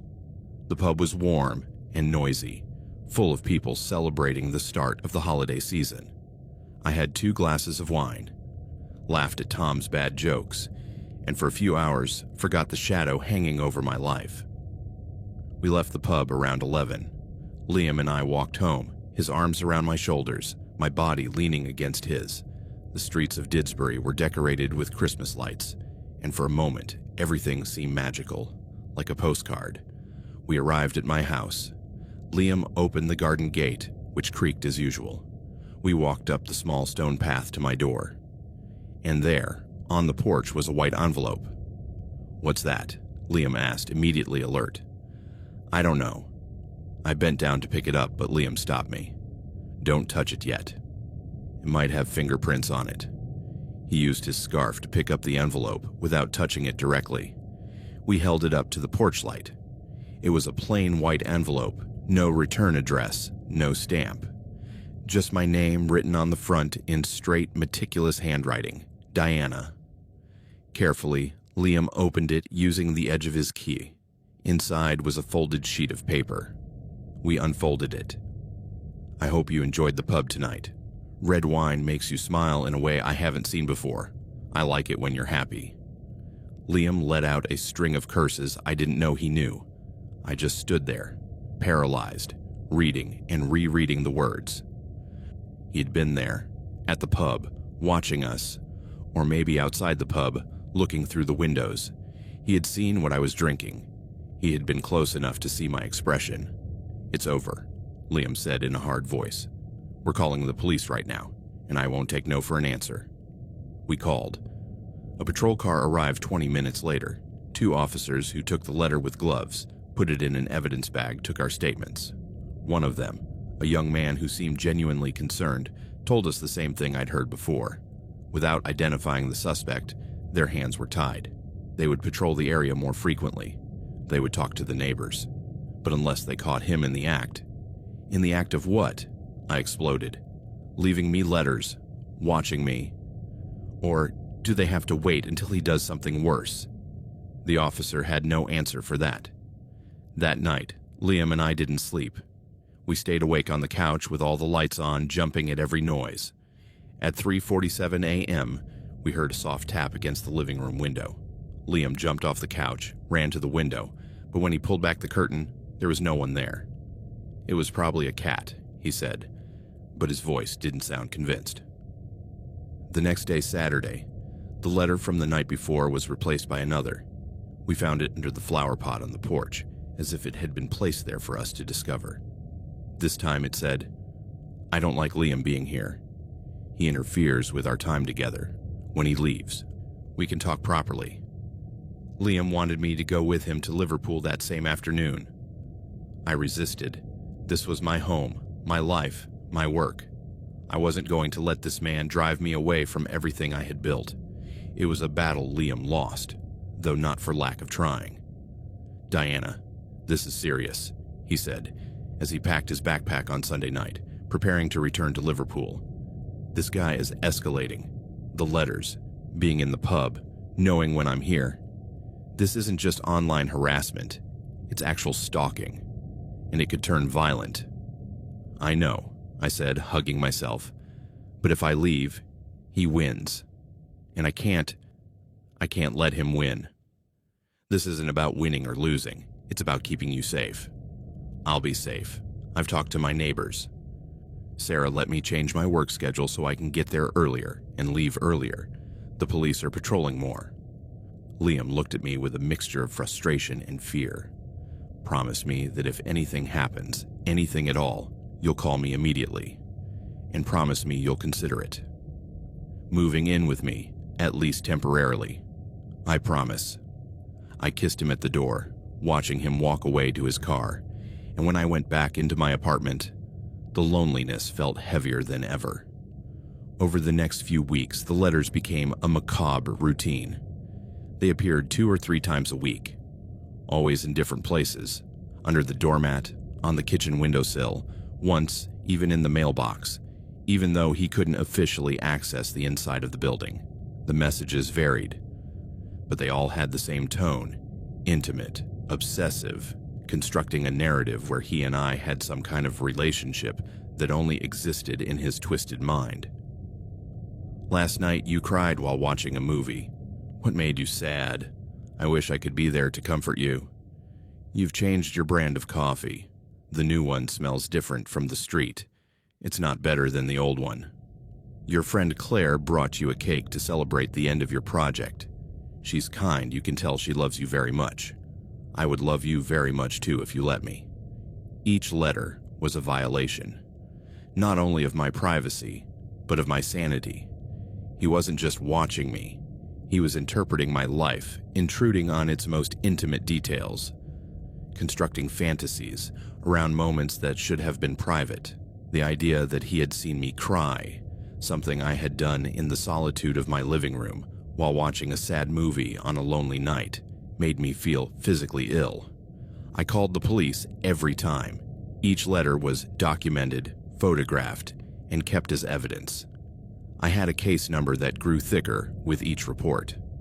But without being able to identify the suspect, without useful fingerprints, without witnesses who saw him leaving the letters, the case remained in frustrating limbo. Then, in January, he crossed a new line. He started coming to my house at night. The first time, I woke up to a noise. It was 3:17 a.m., a time that stuck in my memory because when I woke up, that was the first thing I saw. The bright red numbers on my clock on the nightstand. 3:17. It had been a dull thud, like something hitting the pavement or a door slamming in the distance. I lived on a quiet residential street, and nighttime noises were rare. I lay in the dark, listening. My bedroom was at the back of the apartment with a window overlooking a small shared backyard. But there was another window in my living room that faced the main street with a direct view of the sidewalk across the way. Something compelled me to get up. I walked barefoot down the dark hallway, feeling my way along the wall. I reached the living room window, which had thin curtains that let in silhouettes of the streetlight. Carefully, I moved the curtain just an inch, enough to see outside without being seen, and there he was, standing on the sidewalk across the street directly in front of my window, motionless. The orange light from the streetlights illuminated him from above, casting deep shadows on his face, but revealing his features clearly enough. This time he wasn't wearing the hood. I could see him completely. He was exactly as I remembered him from that day outside my office. A white man, probably in his 30s, with completely ordinary features. Short brown hair, clean-shaven face, dark clothes. There was nothing memorable about him. Nothing that would make him stand out in a crowd. He was the kind of person you would pass on the street without a second glance, and that made him more frightening. He could be anyone. He could be anywhere. But what really made my blood run cold was not his appearance, but his expression. There was no smile this time. There was no frown. There was no discernible emotion at all. His face was an empty mask, and his eyes were fixed directly on my window. He hadn't seen me move the curtain, I was sure of that, but he was looking exactly where I was standing, as if he knew I would eventually come to look, as if he had been waiting for this moment. I backed away, my heart pounding so hard I thought I was going to faint. I closed the curtain completely, my hands shaking, and stood in my dark living room, paralyzed. How long had he been there? Had he seen me before I went to bed? Did he come every night, and this was the first time I noticed? I ran to my bedroom, grabbed my phone, and called the police. "There's someone standing outside my house," I said, my voice coming out in gasps. "It's the man who's been stalking me, I'm sure." "Is he trying to get in? Has he approached your property?" "No, he's just standing there. But it's him, I'm sure. We'll send a patrol car. Stay inside with the doors locked." "How long will it take?" "Someone will be there in less than 15 minutes. 15 minutes. Every second felt like an eternity. I waited in my living room, not daring to look out the window again, hugging my knees to my chest. The cold from the floor seeped through my pajamas, but I didn't move. I listened to the tick-tock of the wall clock, the distant hum of the refrigerator in the kitchen, the creaking of the building settling, and outside, the absolute silence of a presence waiting. The patrol car arrived 14 minutes later. I saw the blue lights reflecting off my curtains, heard the sound of car doors closing, voices. I dared to look. 2 officers were on the street sweeping the area with flashlights. The man was gone. I went downstairs to open the door. The officers took my statement standing on my porch, their radios crackling occasionally with codes I didn't understand. "Did you see him leave?" asked one of them, a woman in her 30s with a professionally sympathetic expression. "No, I didn't dare look again after I called you. We've checked the area. There's no one in the vicinity now. But he was here. I saw him. He was standing right there." I pointed to the exact spot on the sidewalk across the street. "We believe you, Miss Miller. We're familiar with your case." She exchanged a glance with her partner. "The problem is that standing on a public street is not illegal.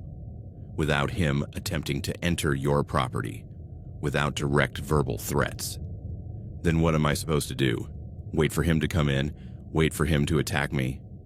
They didn't have a good answer. They gave me the same advice. Document everything. Call if I saw him again. Consider a restraining order. Although without his real identity, it would be difficult to enforce. They would patrol the area more frequently over the next few nights. When they left, I stayed in my apartment, now aware that sleeping in my own bedroom had become impossible. The curtains in my living room, which had always seemed sufficient, now felt like transparent paper. He could see me. He could see into my life. My home was no longer a refuge. It was an aquarium, and I was the fish on display. I didn't sleep that night. I stayed on the couch with all the lights on, phone in hand, waiting. At 4:30 a.m., I dared to look out the window again. The street was empty, lit by the cold glow of the streetlights. But on the sidewalk across the street, exactly where he had been standing, was a white envelope. I waited until dawn to go out and pick it up. I didn't touch it directly, using a plastic bag. The letter said, "I liked seeing you at the window last night. Even with your hair messy and no makeup, you're beautiful. I'm sorry you called the police. It's not necessary. I just want you to know that I'm here for you. Always." I took it straight to the police station that morning. They added the letter to my increasingly thick file. A detective named Howell, who had been assigned to my case, spoke to me in a small interview room that smelled of stale coffee. "Miss Miller, I understand your frustration. I really do. But legally, without being able to identify this individual, without evidence of a major crime, we're limited. What we need is to catch him in the act, or we need something that will lead us to his identity." "What? Can't you trace the messages, the emails?"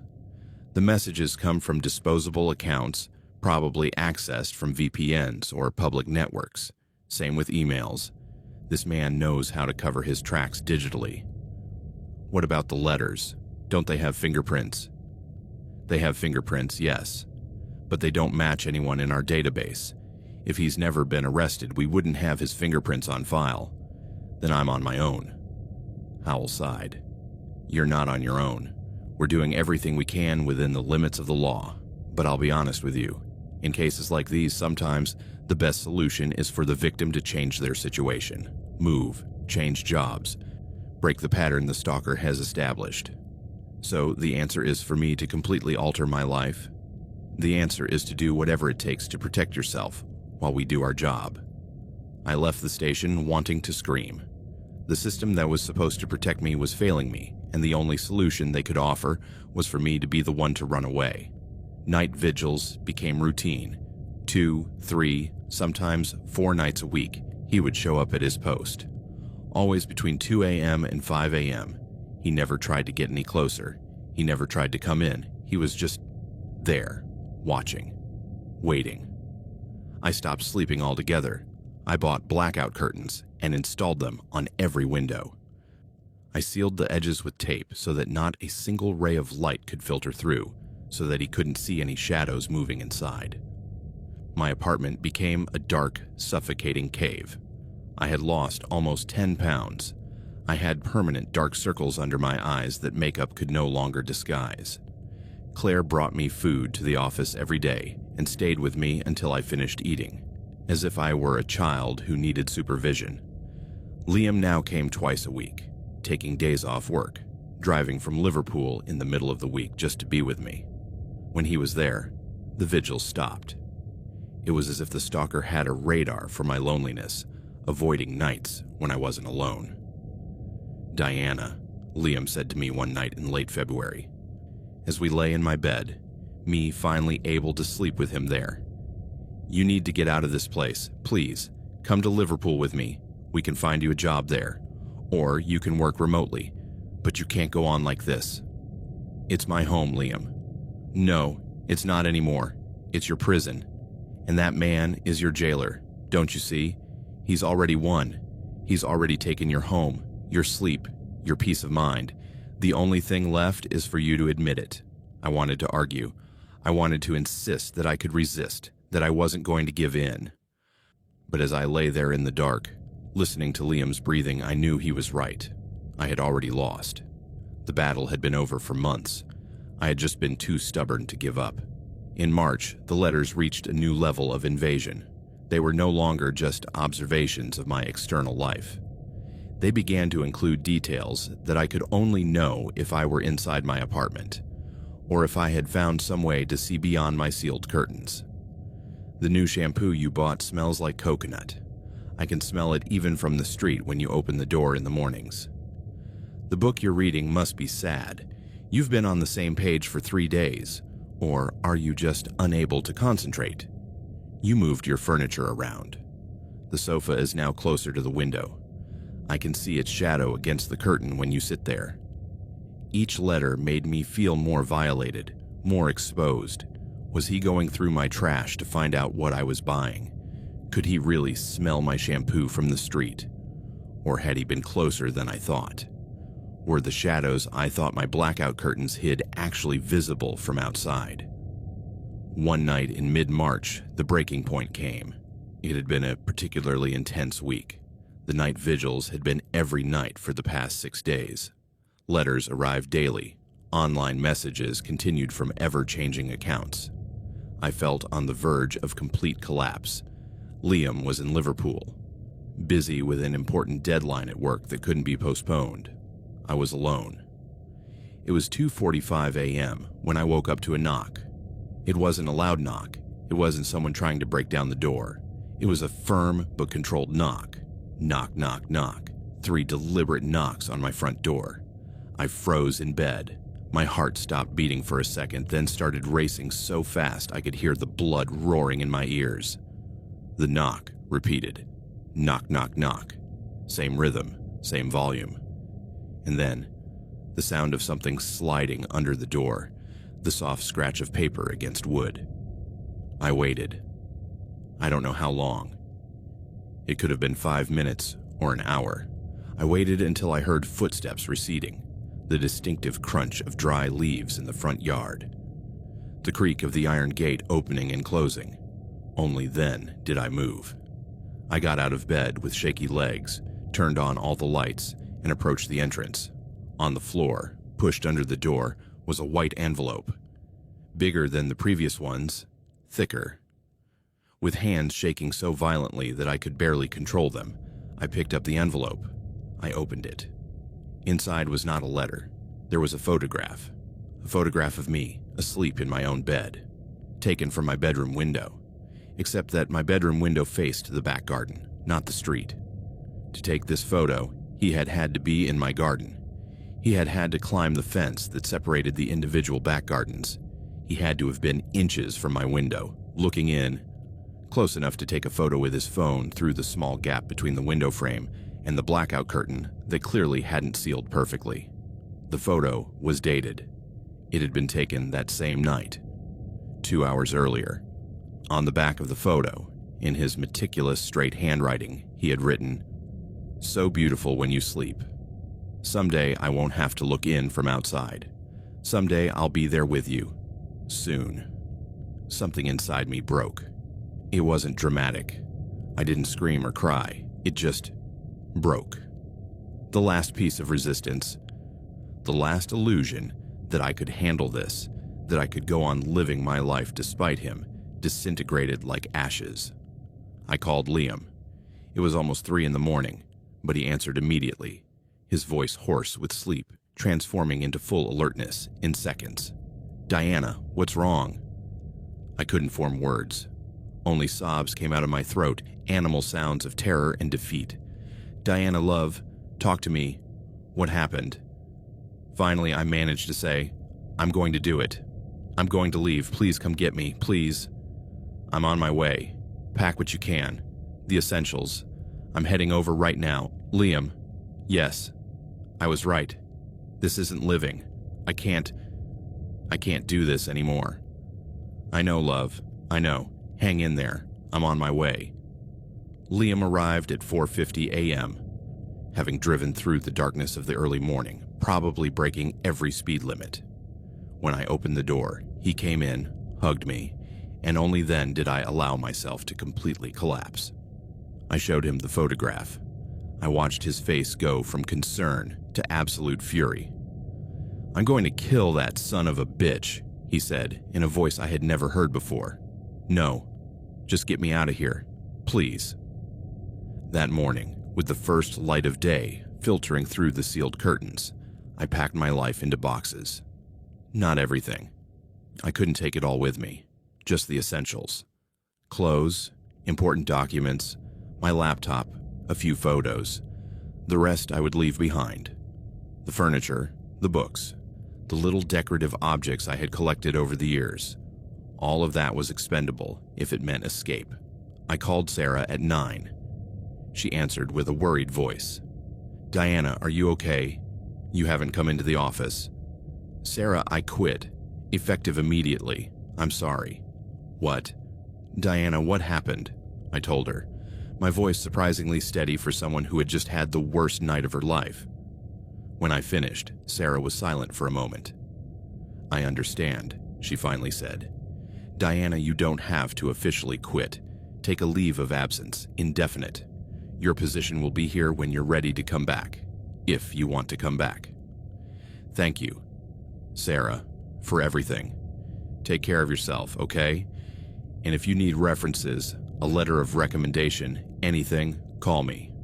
I called my landlord, explained the situation with as little information as possible, and to my surprise, she was understanding. She released me from the lease without penalty, although I would lose my deposit. I didn't care. Money was irrelevant compared to my safety. At 2 p.m, with my car loaded with everything I could fit, Liam following behind in his own car, I left Didsbury for the last time. I didn't look back. I didn't say goodbye to the neighbors. I didn't take one last look at my apartment. I just left. The drive to Liverpool took barely 45 minutes, but it felt like crossing into another world. With every mile I put between Manchester and myself, the knot in my chest loosened slightly. By the time we arrived at Liam's apartment in Toxteth, a spacious second floor in a converted building, I could breathe again. The first few weeks were a blur. I unpacked my things in Liam's apartment, though it felt strange to call it our apartment.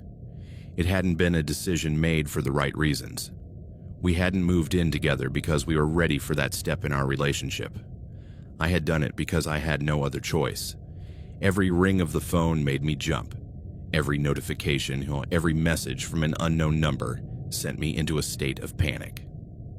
I constantly checked the windows, hoping to see that figure standing outside, watching. I couldn't walk the streets of Liverpool without constantly looking over my shoulder. The trauma had been etched so deeply that my body remained in a constant state of hypervigilance. Liam was infinitely patient. He held me when I woke up from nightmares at 3:17 a.m., that cursed time that was etched into my psyche.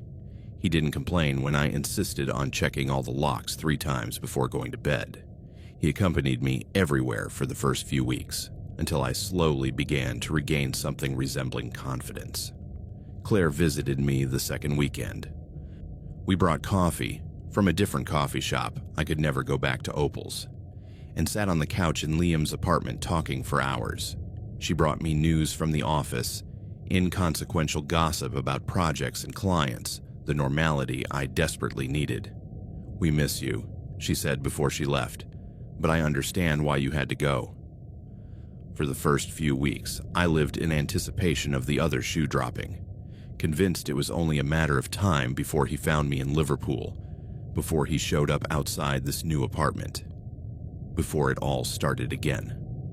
I obsessively checked social media, the new accounts I had created under fake names, looking for signs that he had found me.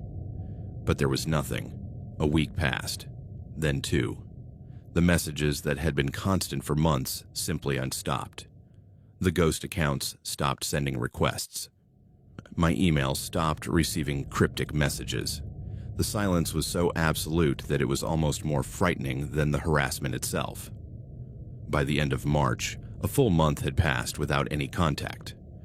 I began to allow myself small freedoms, going for walks alone in broad daylight, going to the corner store without Liam, answering calls from unknown numbers, albeit with my heart in my throat each time. Nothing. Just silence.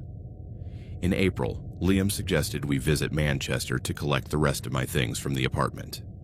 I had been avoiding that trip, terrified of going back, but I knew I would eventually have to do it. We went on a Tuesday afternoon with Tom meeting us there to help with the boxes. The apartment looked exactly as I had left it, except for a thin layer of dust that had begun to accumulate. We packed up what was left quickly, working in efficient silence. Every time a car drove down the street, every time I heard footsteps outside, I tensed, expecting to see him appear, but he didn't. Tom hugged me before we left. "I'm sorry this happened to you," he said, "but I'm glad you're safe. Thanks for everything, Tom, for walking me to the bus stop all those nights, for caring. That's what friends do." On the drive back to Liverpool, with the car full of the last belongings of my previous life, Liam took my hand. "Are you okay?" "Yes," I said, and surprisingly it was true. "I think so." May came, then June. The summer of 2018 was unusually hot for Northern England. I started looking for freelance work from home, taking on small design projects I found online. It wasn't the same as working for Vertex, but it gave me something to do, a purpose beyond simply surviving. Liam and I found a new normal. It wasn't the relationship we'd had before, that had been irrevocably changed by everything that had happened, but it was something new, forged in the fire of trauma and survival. By July, 4 months had passed without any contact. 4 months of absolute silence. I began to believe, cautiously, that it was really over. That by moving, by completely breaking the pattern of my life in Manchester, I had cut the cord that connected me to him. In August, I finally went to the police station in Liverpool to report that the harassment had stopped. They contacted the Manchester department, who officially closed my case due to lack of continued activity. Detective Howell called me personally to inform me. "Miss Miller, I'm glad this is over for you. These cases are difficult. They don't always have satisfactory resolutions. We'll never know who it was, will we?" Probably not. Without him committing a more serious crime, without definitive evidence of his identity, it's unlikely the case will be reopened. That's okay. I just want to move on. That's the best thing to do. Take care, Miss Miller. And so, 18 months after it began, my nightmare ended. Not with answers, not with justice, not with the closure that all the TV shows make you believe you'll find. It just ended. He disappeared as mysteriously as he had appeared, a shadow that faded away when I changed the light under which I lived.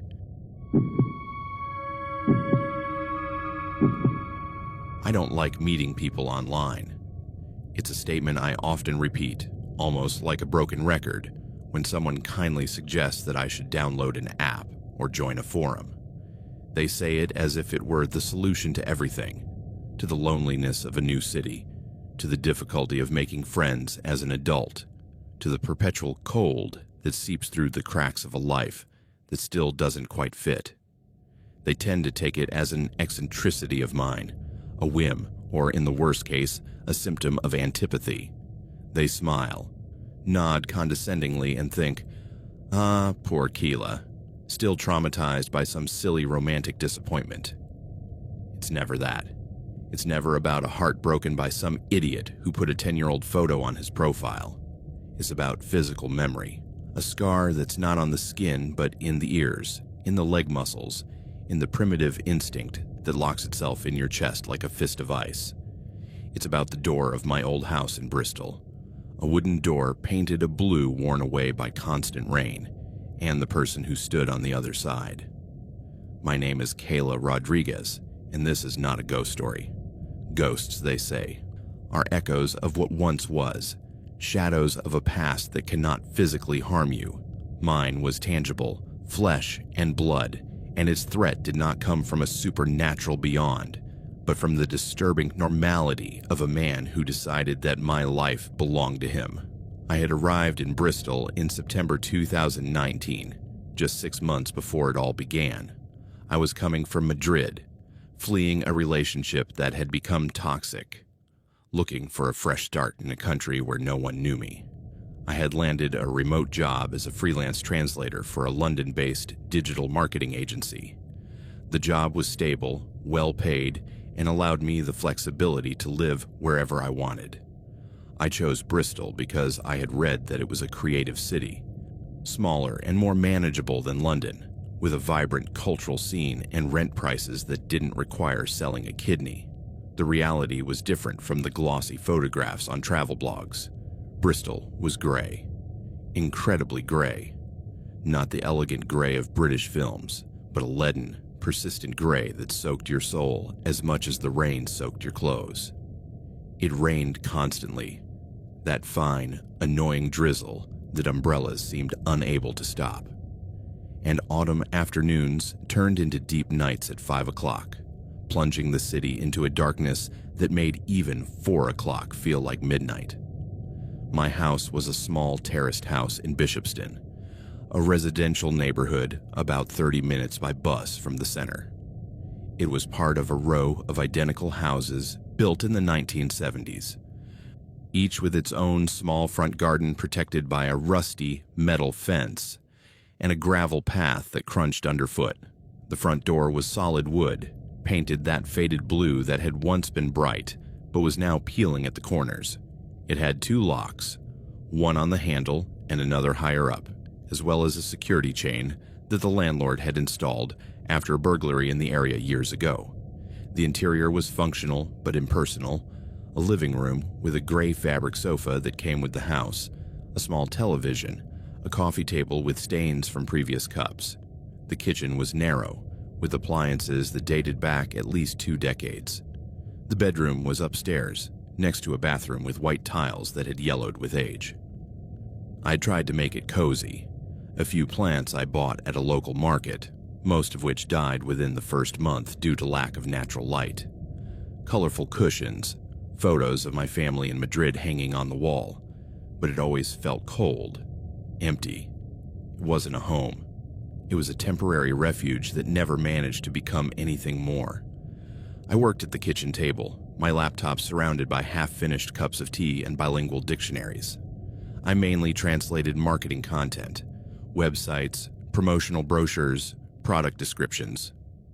It wasn't the most exciting job in the world, but it paid the bills and kept me busy. The problem was the isolation. Days could go by without me speaking to another person in person.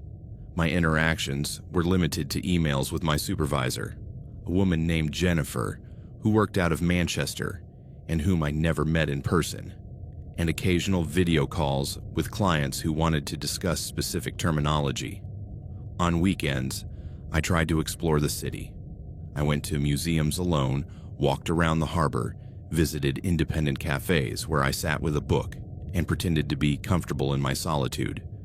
I had tried to strike up conversations with people in these places, but the British, I discovered, were polite but distant. They smiled, responded briefly, and then went back to their own lives. It wasn't like in Spain where you could start a conversation with a stranger in a bar and end the night with new friends. Here, people already had their established circles, and breaking into them as a lonely foreigner seemed impossible. My family in Madrid was worried. My mother called me twice a week, always with the same questions. Are you eating well? Have you made friends? When are you coming to visit? My younger sister Carmen was more direct. Keila, you can't hide forever. Andres was months ago. You have to start living again. Andres, my ex, the reason I had fled to another country. It had been a 3-year relationship that started out wonderful and ended in a nightmare of jealousy, control, and emotional manipulation. He had never hit me. He had never been physically violent, but there were other forms of violence. The way he checked my phone, the way he questioned every time I went out with friends, the way he made me feel guilty for wanting time alone. When I finally left him, he didn't accept it. He harassed me for months, constant calls, text messages, casual appearances in places where he knew I would be. That's when I decided I needed geographical distance. I needed an ocean and a channel between us. So I arrived in Bristol hoping to reinvent myself, to simply be Keila again, without the weight of a failed relationship, without family expectations, without the claustrophobia of a city where every corner held memories. But what I found was a different kind of loneliness, colder, deeper. It was in that state of vulnerable isolation that I found the Facebook group.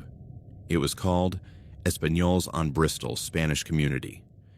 It had about 300 members, a mix of Erasmus students, expatriate professionals, and Brits who had lived in Spain and wanted to keep up their language skills. The posts were mostly practical.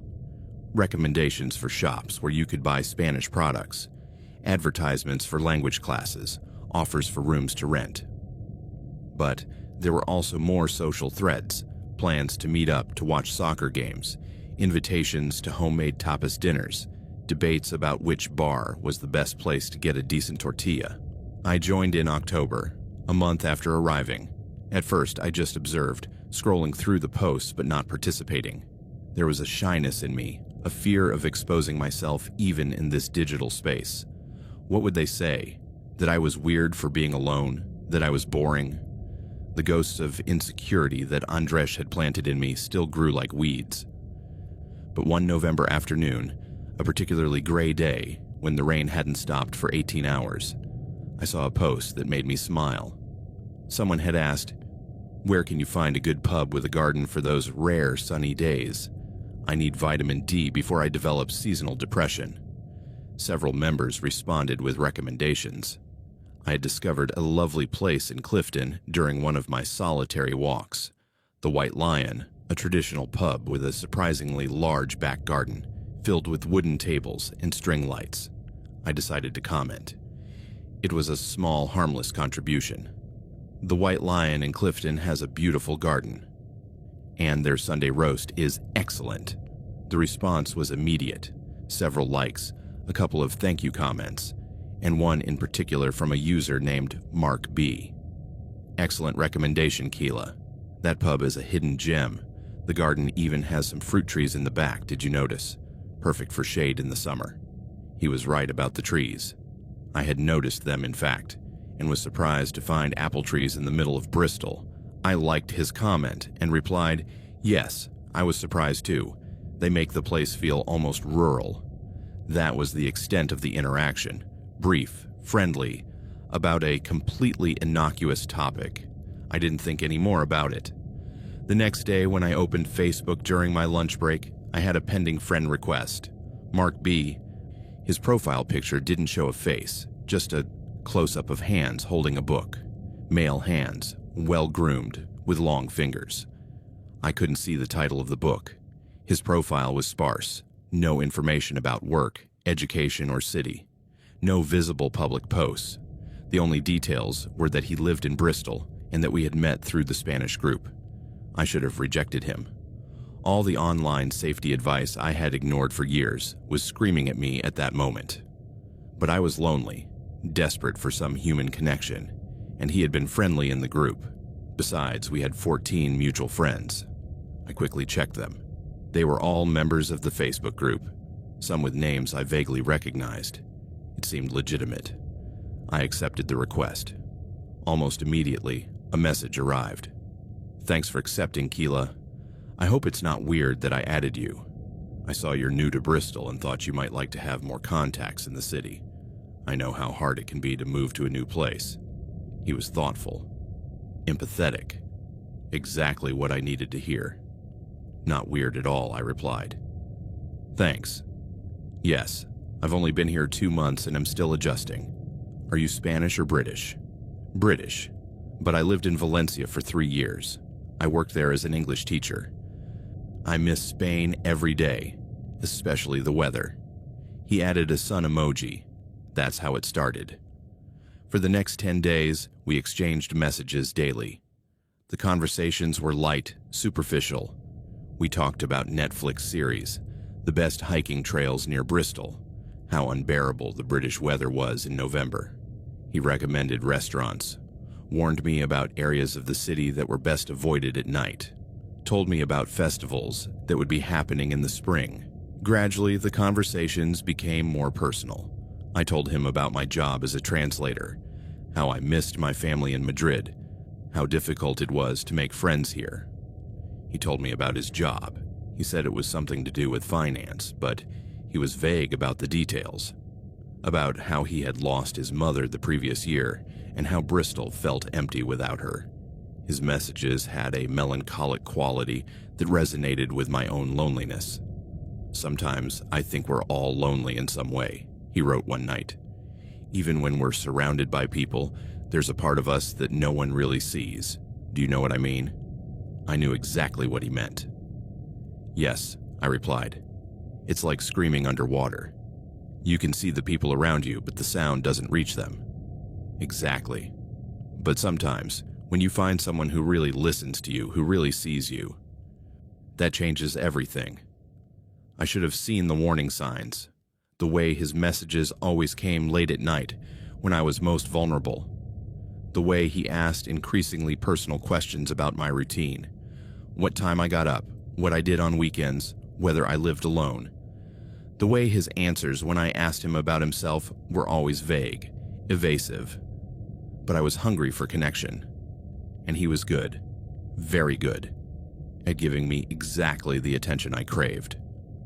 After 2 weeks of messaging, he suggested we meet in person. There's a great coffee shop on Park Street, St. Luke's. They make the best flat white in town. Would you like to meet there? Maybe this Saturday at 11. My first reaction was enthusiasm. Finally, a potential friend. Someone to have coffee with and talk about things deeper than the weather. Someone who understood the experience of feeling disconnected. I said yes. Saturday arrived with a surprisingly clear sky. One of those rare days when the British sun made a timid appearance. I dressed up more than necessary for a casual coffee. New jeans, a navy blue sweater that always made me feel pretty, light makeup. I arrived at St. Luke's Coffee 5 minutes before 11, nervous but optimistic. The coffee shop was on a corner of Park Street, a steep street lined with independent shops and college students. It had large windows overlooking the street, worn wooden tables, and the comforting aroma of freshly ground coffee. I ordered a flat white and sat at a table near the window where I could see the door. 11 o'clock passed, 11:15, 11:30. I sent him a message. "Hi, I'm here at St. Luke's. Everything okay?" There was no reply. I checked my phone obsessively, looking for the 3 dots that meant he was typing. Nothing. The minutes dragged on. The waitress, a young girl with a nose piercing, looked at me with pity every time she passed my table. It was obvious I'd been stood up.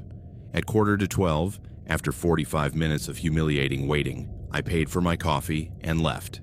I felt ridiculous, but more than anything, confused. He was the one who had suggested meeting up. Why would he change his mind without warning? I walked home slowly, the mocking sun shining down on my disappointment. When I got home, I took out my phone and texted him. "I waited for almost an hour. If you changed your mind, that's fine, but it would have been nice if you had told me. A little basic courtesy, don't you think?" The reply came 5 minutes later. I stopped dead in the middle of my living room when I read it. "I changed my mind. I'd rather observe you first." The message was short, but every word was a cold stone dropping into my stomach.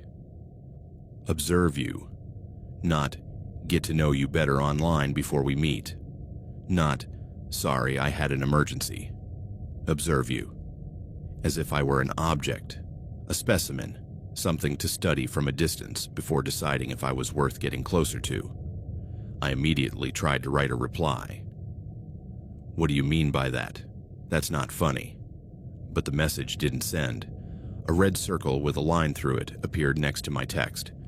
I tried calling him. Nothing. I went to his Facebook profile. He was no longer on my friends list. He had completely disappeared, as if he had never existed. My first thought was that he was an idiot, a weird guy with commitment issues who played stupid mind games.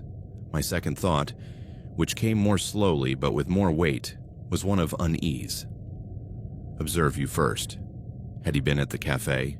Had he seen me there, waiting, and decided to stay hidden? Why? That night, I tried to find his profile again. I searched for his name in the Facebook group, Mark B.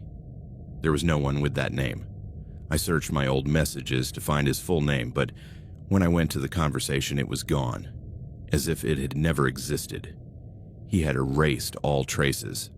I told myself it had been a strange encounter with a weird guy from the internet. Uncomfortable and disturbing, yes, but isolated. Bristol had hundreds of thousands of inhabitants. The chances of running into him again were slim. I took a breath, poured myself a glass of wine, and decided to forget about it. A week passed. Routine returned. Work, translations of bland tourist brochures, lonely walks in the rain, video calls with my mother, where I pretended everything was fine. The incident with Mark B began to fade from my memory, becoming more of a strange anecdote than a real threat.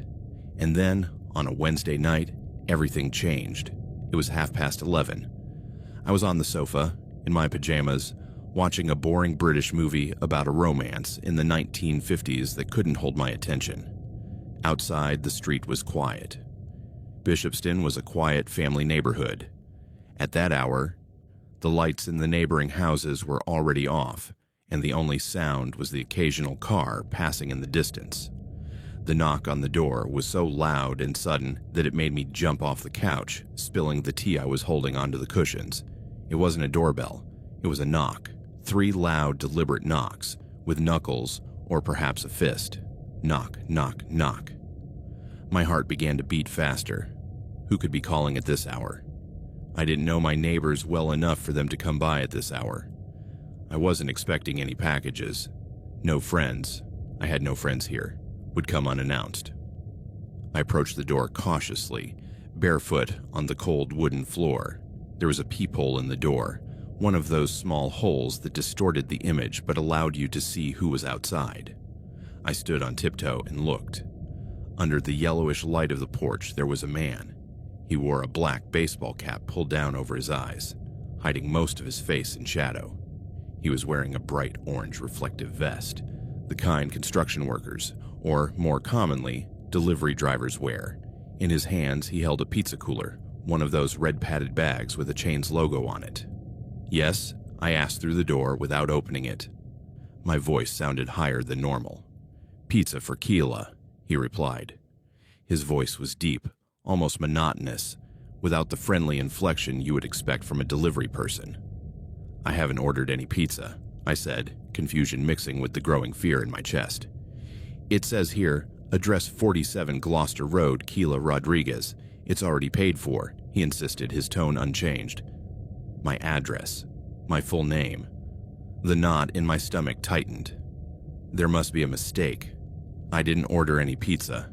You can keep it or take it to whoever ordered it, but it wasn't me. I expected him to apologize, to check his phone or an order sheet, to show some sign of confusion or irritation at the mistake. Instead, he stood motionless, completely motionless. He didn't move, he didn't speak, he didn't make a gesture. He just stood there, staring at the door as if he could see through it. "Please leave," I said, my voice now shaking. "This is a mistake." Silence. That unnatural stillness continued. I could see his silhouette through the frosted glass of the door, a dark, motionless shadow against the porch light. The seconds dragged on like hours. 5 seconds. 10. 20. 30. He was still there, standing, waiting. My breathing became shallow. Instinct told me that something was deeply wrong. This was not a delivery mistake. It was not a confused delivery person. It was something else. After what felt like an eternity, but was probably about 5 minutes, he finally moved. He turned around with slow, deliberate movements and began walking down the gravel path. But his footsteps didn't sound like they should. There was no constant crunch of gravel under normally walking shoes. It was as if he was treading with extreme care, or as if the gravel itself had been silenced. The shadow of his figure merged with the darkness of the street and disappeared. I stood in front of the door for several more minutes, my ear pressed against the wood, listening. Nothing. Just the silence of the night and the distant murmur of traffic on the main road. Finally, I returned to the sofa, but I couldn't concentrate on the movie. My mind was racing. Had it really been a mistake, or had someone ordered a pizza in my name as a bad joke? I thought of Mark B. "I'd rather watch you first." Was that possible? No, it was ridiculous. How would he know my address? My Facebook profile didn't have that information. I had been careful with my privacy settings after the experience with Andres. I convinced myself that I was being paranoid. It was just a strange mistake. Bristol was big. Strange coincidences happened all the time. 3 nights later, on a Saturday, it happened again. It was 11:40 this time. I was in the kitchen making myself a cup of tea before going to bed when I heard the knock. The same knock. Knock, knock, knock. 3 firm, deliberate knocks. I spilled my tea on the counter. I ran to the door, looked through the peephole, and there he was again. Same black cap, same orange vest, same pizza cooler. "Pizza for Keela," he said in the same deep, monotone voice. "I told you last time, I don't order pizza," I shouted through the door, my voice now a mixture of fear and frustration. "Please, stop coming here." Silence, and again, that absolute stillness.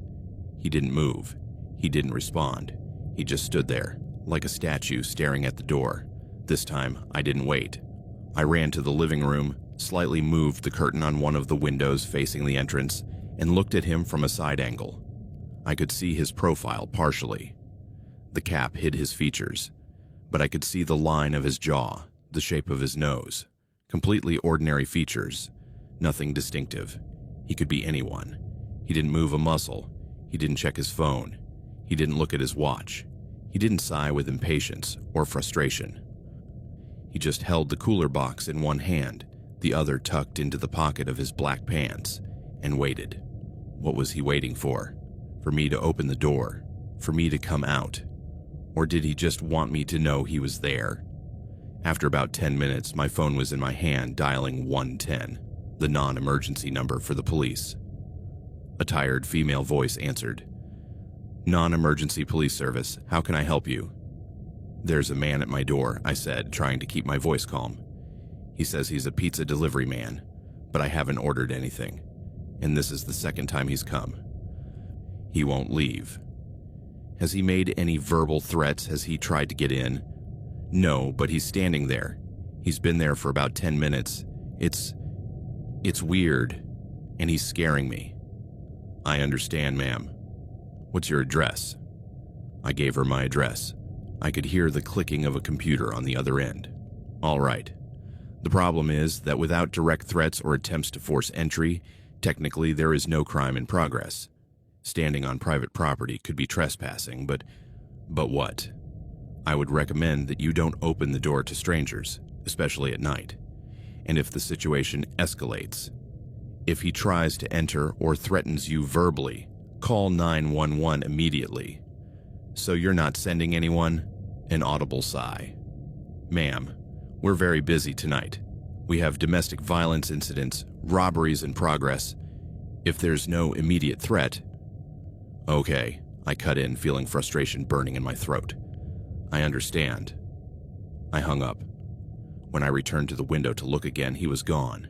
The driveway was empty, lit only by the yellow porch light that I never turned off. As if he had never been there. I didn't sleep that night.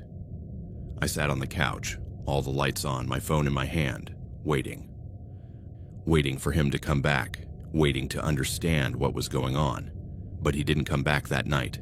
What followed was a pattern that was terrifying in its regularity. 2, sometimes 3 times a week, always between 11 and midnight, the knock would echo on my door. Always the same figure, always the same words, "Pizza for Keela." And always, without fail, that subsequent silence when I told him I hadn't ordered anything.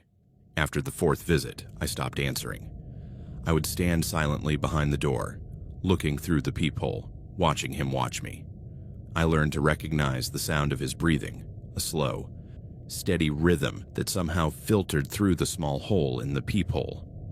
I learned to distinguish every detail of his silhouette, the way he held the box, the tilt of his head, the position of his feet on the doormat. My life was reduced to that weight. The afternoons became unbearable. At 9 o'clock, fear was already beginning to settle in my chest like a stone. By 10, I was completely tense, every muscle ready to flee even though I had nowhere to go. I stopped watching television because the sound could mask his arrival. I would sit on the floor of the hall with my back against the wall and listen. I listened to every car that passed by, wondering if it would stop in front of my house. I listened to every distant footstep, determining whether they were coming closer or moving away. The crack of a branch in the garden made me jump. The meow of a stray cat made me cry with relief because at least it wasn't him. I called 911 after the 5th visit.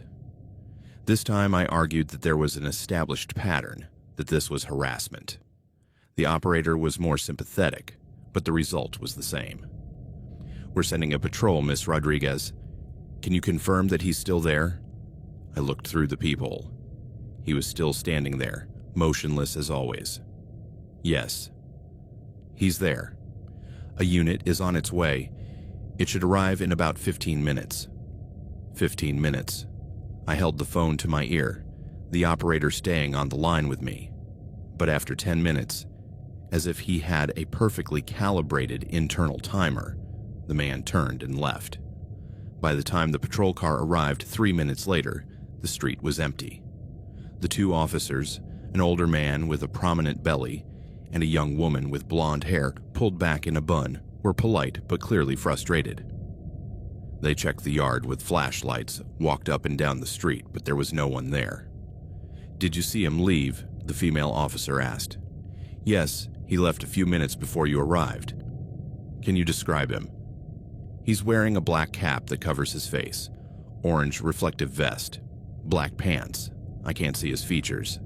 It's like he knows exactly how to hide.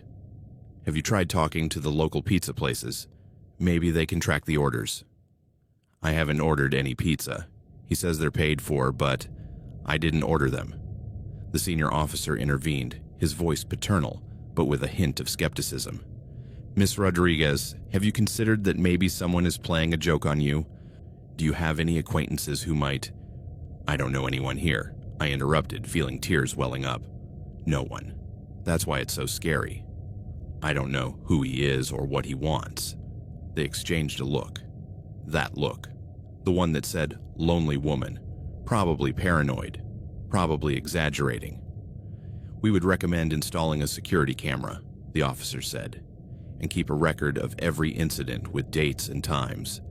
If this continues, that documentation will be useful. They left after giving me a case number that I knew would lead nowhere. I sat in my living room, staring at the closed door, feeling the walls of my small house turn into those of a prison. I bought a security camera the next day, one of those little ones with a motion sensor that connected to an app on your phone. I installed it above the porch door, pointing directly at the entrance. It made me feel slightly better, even though I knew it probably wouldn't do much good. He had already proven himself an expert at leaving no useful evidence behind. The next time he came, 3 days later, the camera captured him, but as I expected, the image was practically useless. The cap completely obscured his face from that angle. The reflective vest glowed so brightly under the porch light that it created a halo effect that blurred further details. All you could see was a medium-sized humanoid figure with no distinctive features. It could have been any man between the ages of 30 and 50. I showed the video to the police. Davies, the sergeant who was eventually assigned to my case after my 6th call, reviewed it on his computer with a neutral expression. Keela, he said, and the use of my first name without miss felt condescending. This is frustrating, I understand. But look at what we have objectively. A man delivers pizzas to your door. Pizzas that, according to you, you didn't order. He doesn't threaten you. He doesn't try to break in. He stands there for a few minutes and then leaves. Technically, there's no crime. But it's the 7th time. It's a pattern. A disturbing pattern, yes, but no identification, no explicit threats, no property damage. He shrugged. My hands are legally tied. Then what am I supposed to do? Wait for him to do something worse? Davies sighed. Have you considered that it might be related to your online profile? Sometimes these things start on social media. Have you had any strange interactions lately? I told him about Mark B., about the failed date, about the "I'd rather watch you first" message, about how he had completely disappeared afterwards. Davies took notes, but his expression showed skepticism. Mark B., does he have a full name? A clear photo? Any way to identify him? No. His entire profile was empty. And he deleted everything afterwards. You see, that's the problem. The internet is a black hole, Keela. People create fake profiles all the time, without a real name, without an address, without concrete evidence linking him to these incidents. He left the sentence unfinished. I left the police station feeling more hopeless than ever. The message was clear. My fear wasn't important enough.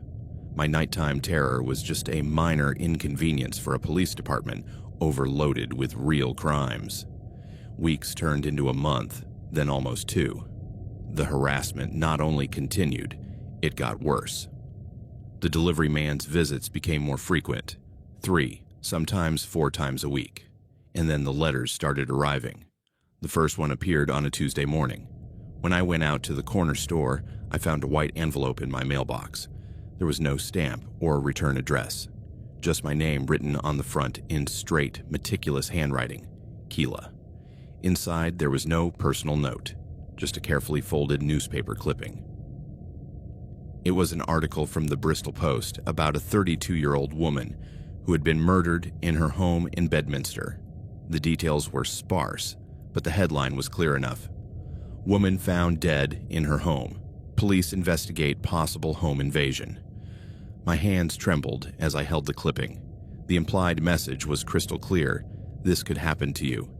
This is what happens to women alone in their homes. I called the police immediately. Davies came in person that afternoon. He examined the letter with gloves, put it in an evidence bag, but his expression was one of resignation.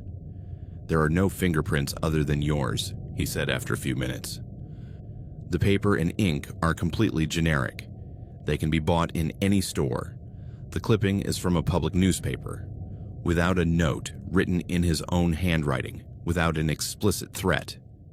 How can you say it's not a threat? He's sending me articles about murdered women. It's disturbing, absolutely. But legally, it's ambiguous. He could argue that he's sharing local news. I know it sounds ridiculous," he added, seeing my expression. "But that's how the law works." Then he paused, choosing his words carefully. "Keela, this is going to sound bad, but I need to ask. Have you considered talking to someone? A therapist, perhaps. Sometimes when we're under a lot of stress, loneliness, anxiety, can cause us to interpret things in a way." "Are you saying I'm crazy?" My voice came out louder than I intended. "That I'm making this all up? I'm not saying that. I'm just suggesting that psychological support could help you deal with this situation. Fear, even when it's justified, can become..." He didn't finish the sentence. He didn't need to. The message was clear. They thought I was the problem. A hysterical, paranoid woman seeing monsters where there were only minor confusions and inconveniences. That conversation was a turning point. I began to doubt my own perception. What if Davies was right? What if I was overreacting? The stress of moving, loneliness, the ghosts of my relationship with Andres. Could all of that be clouding my judgment? Maybe the pizza man was just that, a confused delivery guy with the wrong instructions. Maybe the letters were someone's cruel joke, or even strange coincidences that I was connecting into patterns that didn't exist. But then the second letter arrived, and the third, and the fourth, each with a different clipping. A woman missing in Bath, a violent domestic assault in Gloucester, an unsolved stalking case that ended in tragedy in Cardiff. It was as if he was building a catalog of horrors for me, an encyclopedia of what could happen to me. I stopped sleeping altogether. Sleeping pills didn't work because even when my body gave in to exhaustion, my mind remained alert, listening. I developed obsessive rituals, checking all the locks 3 times before going to bed, making sure the windows were locked, placing glasses of water on the windowsill because I had read somewhere that the sound of a glass falling could alert you to an intruder. I lost almost 18 pounds in 2 months. My clothes hung loosely on my body. When my mother saw me on a video call, she was alarmed. "Keela, what's going on with you? You look gaunt. Are you eating?" "I'm fine, Mom. I'm just busy with work." "Don't lie to me. I know you." "Something's wrong. Is it that place? Bristol? Come home, sweetheart. Come back to Madrid." Part of me wanted to do it. I wanted to pack my things, get on a plane, and never look back. But another part, a stubborn and angry part, refused. I wasn't going to let this man, whoever he was, drive me out of my life. I'd already run away once from Andres. I wasn't going to do it again. One night in mid-January, I decided to do something desperate. When the knock came at my door at 11:15, I waited for him to go through his usual ritual. The pizza announcement, the silent wait, and then his eventual departure. But this time, when his footsteps began to fade, I put on my coat, my wool hat, and went out after him. I opened the door quietly, my hand shaking as I turned the handle. The January air hit me like an icy fist. I saw him at the end of my driveway, already past the metal fence, walking to the left. I waited until he turned the corner, then ran. My sneakers made little noise on the wet pavement. My breath came out in white clouds in the frosty air. I followed him about 30 yards away, staying in the shadows between the streetlights. He walked at a steady but unhurried pace.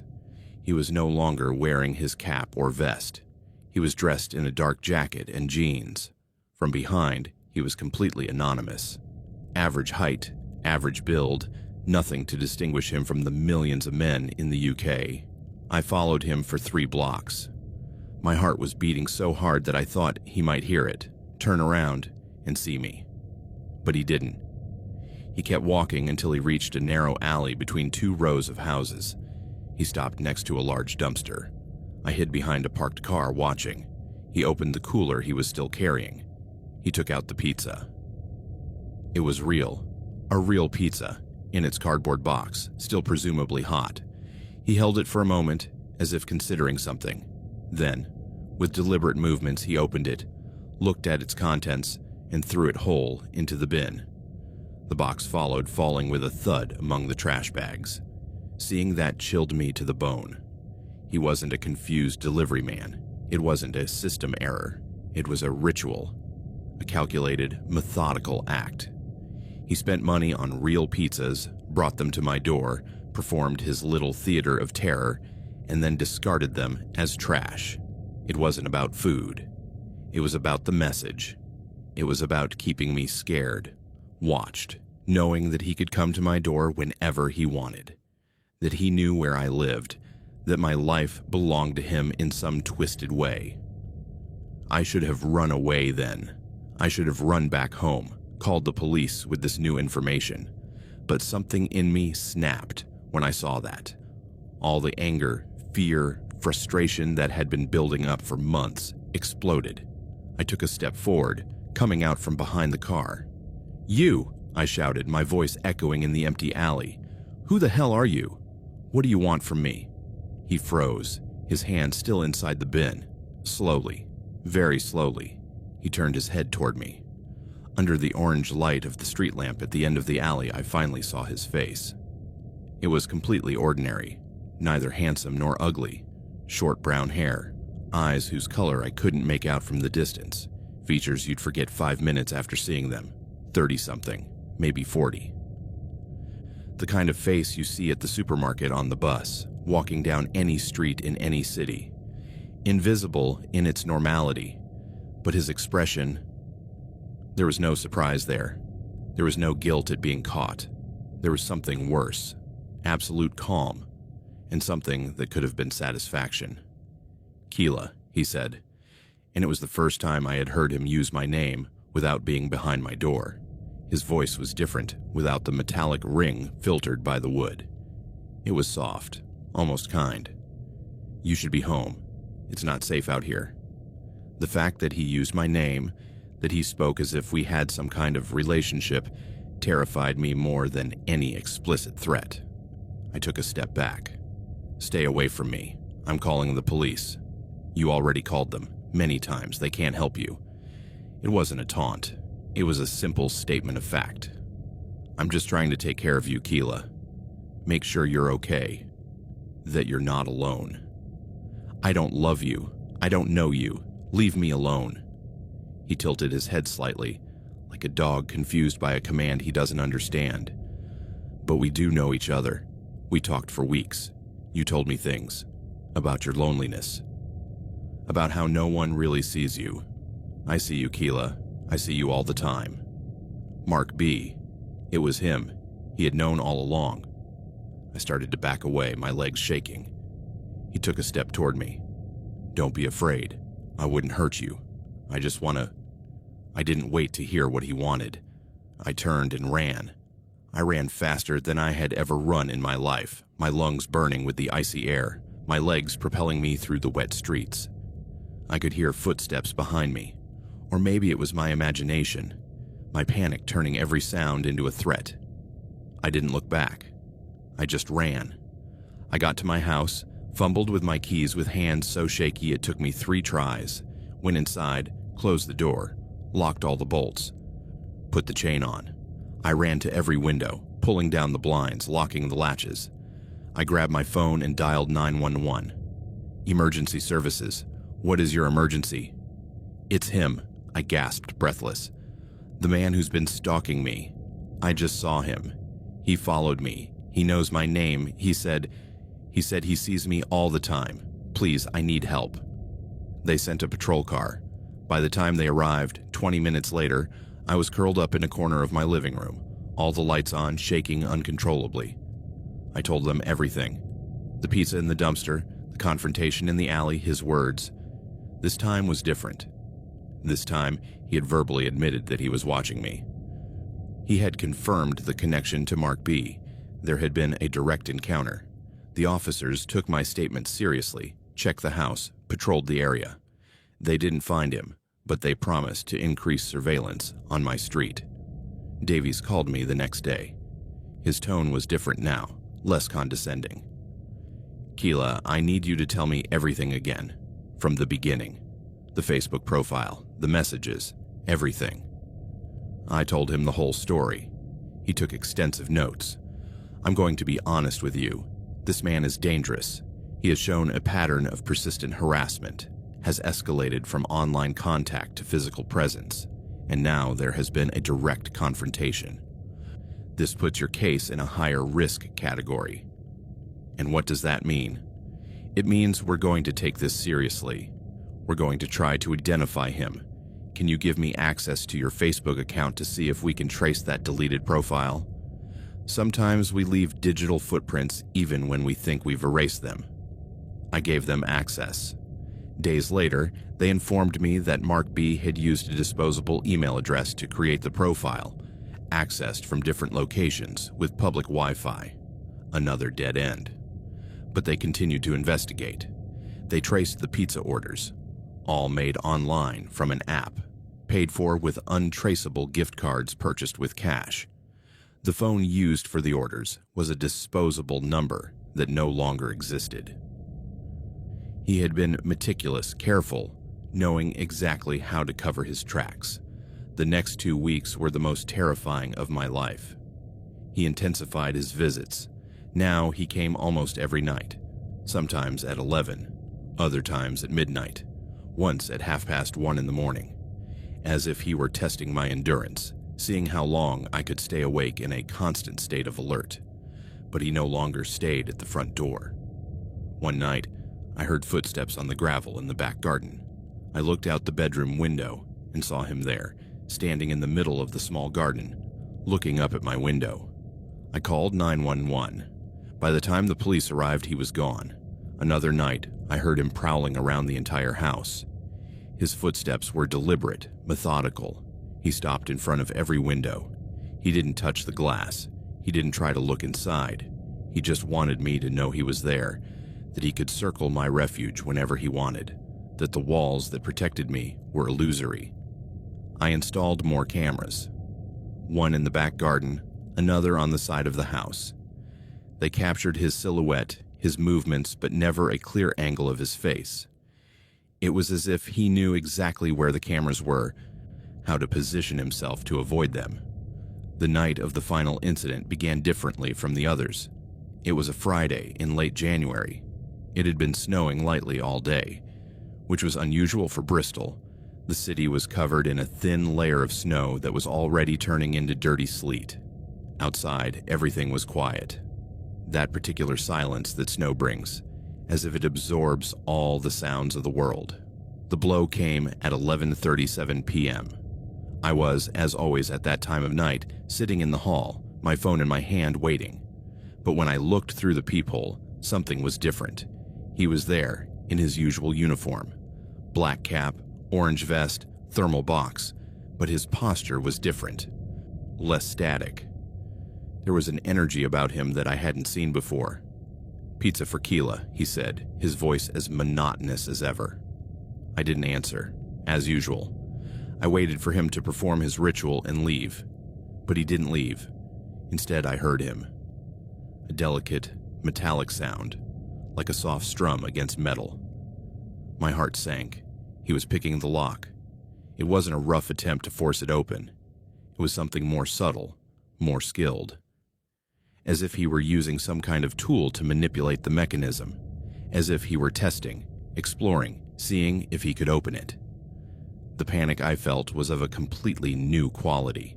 For months, there had been an invisible line he hadn't crossed, the door. He could lurk outside, he could scare me, he could send cryptic messages. But he had always stayed outside. Now, that barrier was being violated. I dialed 911 with trembling fingers. Emergency services. What is your emergency? He's at my door, I whispered, my voice barely audible. The man who's been stalking me. And this time he's trying to pick the lock. What is your address? I gave them my address for what felt like the 100th time. Please hurry. He's trying to get in. Unit on the way. Stay on the line. Are you alone in the house? Yes. Is there a room you can lock yourself in, with a deadbolt? The upstairs bathroom has a deadbolt. Go there now. Stay on the line with me. But I couldn't move.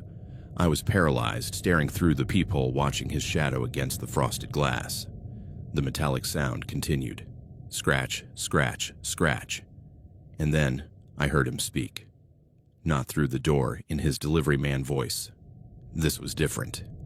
His mouth was close to the gap between the door and the frame, and his voice was an intimate whisper, barely audible but perfectly clear. It's time for dinner, Keela. The way he said my name, not like a delivery man reading a receipt. Like a lover, like someone who had a right to use it, like someone who had already decided that I belonged to him. He's talking. He said my name, I shouted into the phone. My God, please come. The unit is 5 minutes away. Stay calm. Does he know you're calling the police? I don't know. I don't know if he can hear me. The scratching at the lock stopped. I held my breath. Was he gone? Had he heard my call and fled? But no, the footsteps weren't moving away. They were moving, around the house. I could hear them on the snow. That soft, wet crunch. He stopped in front of the living room window. Then they continued to the side of the house, to the backyard, to the bathroom, the only window without blackout curtains because it faced a side wall, because I thought no one could see through it. It was small, high up, impossible to reach without something to climb on. And then I heard it, a scraping noise, metal against brick. He had brought something, a ladder, a trash can, something to stand on and look through that window. He's trying to see through the bathroom window, I whispered into the phone. He's going to see me. He's going to know exactly where I am. Hide. Get in a closet, under a bed, anywhere he can't see you. Help is almost there. I ran. I climbed the stairs as quietly as I could, my bare feet making little noise on the worn carpet. I went into my bedroom, climbed into the closet, closed the doors. In the pitch darkness of the closet, surrounded by clothes that smelled of my perfume and fear, I waited. And I listened. I listened for the sound of him coming up, the creak of whatever he had used as a ladder. I listened for a soft tap against the bathroom window pane, as if he were touching it with his fingers. And then nothing. Silence stretched out. How long? A minute. 2. Every second was an eternity. My breathing sounded too loud in the enclosed space of the closet. He could surely hear it. He surely knew exactly where I was. And then, in the distance, sirens. They started faintly, almost inaudible, but growing in volume. Closer, closer, closer. I heard the sound of whatever he had used being pulled away abruptly. Quick footsteps on the gravel. The squeak of the metal garden gate. And then silence. The sirens reached my street. They stopped in front of my house. I heard car doors slamming, voices, radios crackling. Someone banged loudly on my door. Police! Miss Rodriguez! I came out of the closet with shaky legs. I went downstairs. I opened the door with the chain still on, checking to make sure they were really officers. There were 2 of them, a man and a woman I hadn't seen before. The woman had red hair tied back in a ponytail and a look of genuine concern on her face. Are you okay? Yes, I think so. He left when he heard the sirens. They searched the entire house, every room, every closet. They searched the yard with flashlights. They found what he had used.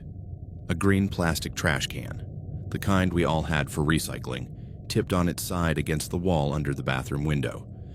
The male officer crouched in front of my door. He shone his flashlight on the lock, examining it closely. Look at this, he said to his partner. She came closer. So did I. There were marks around the keyhole. Fine lines of scraped metal, shiny and new against the rusted brass of the old lock. Someone has tried to tamper with it, the officer said. Recently, these marks are fresh. That small piece of physical evidence changed everything. It wasn't just my word against nothing. It wasn't just a hysterical woman seeing threats where there were none. It was tangible evidence, physical proof that someone had tried to break into my home. The investigation that followed was more intense. Davies came to my house personally the next day. They brought in a locksmith who confirmed that the marks were consistent with basic lockpicking tools. They took samples, photographs, documented everything meticulously. This changes the classification of the case, Davies told me. Now it's attempted home invasion in addition to harassment. We have reason to increase our resources on this. They increased patrols on my street. They talked to all my neighbors, asking if they had seen anything unusual, anyone loitering. Most hadn't noticed anything, but an elderly neighbor, 3 houses down, remembered seeing a man in a reflective vest several times. I thought he was a delivery man working late, she said. But now that I think about it, I never actually saw him deliver anything to any of the houses. They began checking security cameras on nearby streets. Many houses in residential areas had Ring doorbells or similar cameras. They asked neighbors to check their recordings from the past few weeks, looking for the man in the orange vest. 3 days after the lockpicking incident, they finally had a breakthrough. A neighbor, 6 houses down, had a camera pointing at the street. In a recording from one of the recent nights, they captured the man walking down the sidewalk after one of his visits. The image wasn't perfect, but it was better than what they had had before, and crucially, they captured him getting into a car. The car was a dark blue Ford Focus, about 10 years old. And it had something distinctive, a small dent in the rear left bumper, and what appeared to be a half-peeled sticker on the rear window. "This is good," Davies said when he showed me the images. "A car with identifiable features. We can circulate this to our patrols. If we see it, we can stop it. What if he doesn't come back here? What if he knows you're looking for him? Stalkers like this rarely stop on their own. He'll be back, and when he is, we'll catch him." But they didn't have to wait for him to return to my street. A week later, an off-duty officer spotted the car parked in a residential area in Horfield, about 3 miles from Bishopston. He reported it. They put the car under discreet surveillance. 2 days later, a man came out of a house, got into the car, and started driving. They followed him. They pulled him over for a supposedly burned-out taillight, a technical excuse to search him.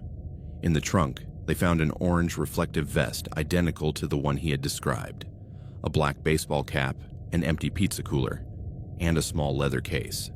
Inside the case, a set of lockpicks, basic lockpicking tools of the kind you can buy on Amazon, but which are illegal to carry without a legitimate reason. They took him to the station for questioning. Davies called me that afternoon. "We've got him, Keela. He's in custody. His name is Martin Clark. He's 37 years old. He works as an accountant at a small firm downtown." Martin Clark, not Mark B. A completely different name.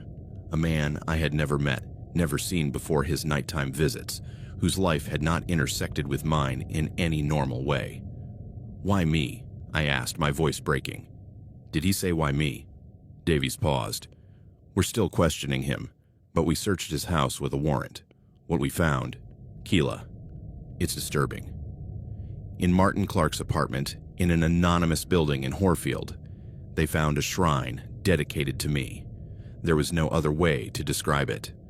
An entire room in his 2-bedroom apartment had been turned into an archive of my life. The walls were covered with photos.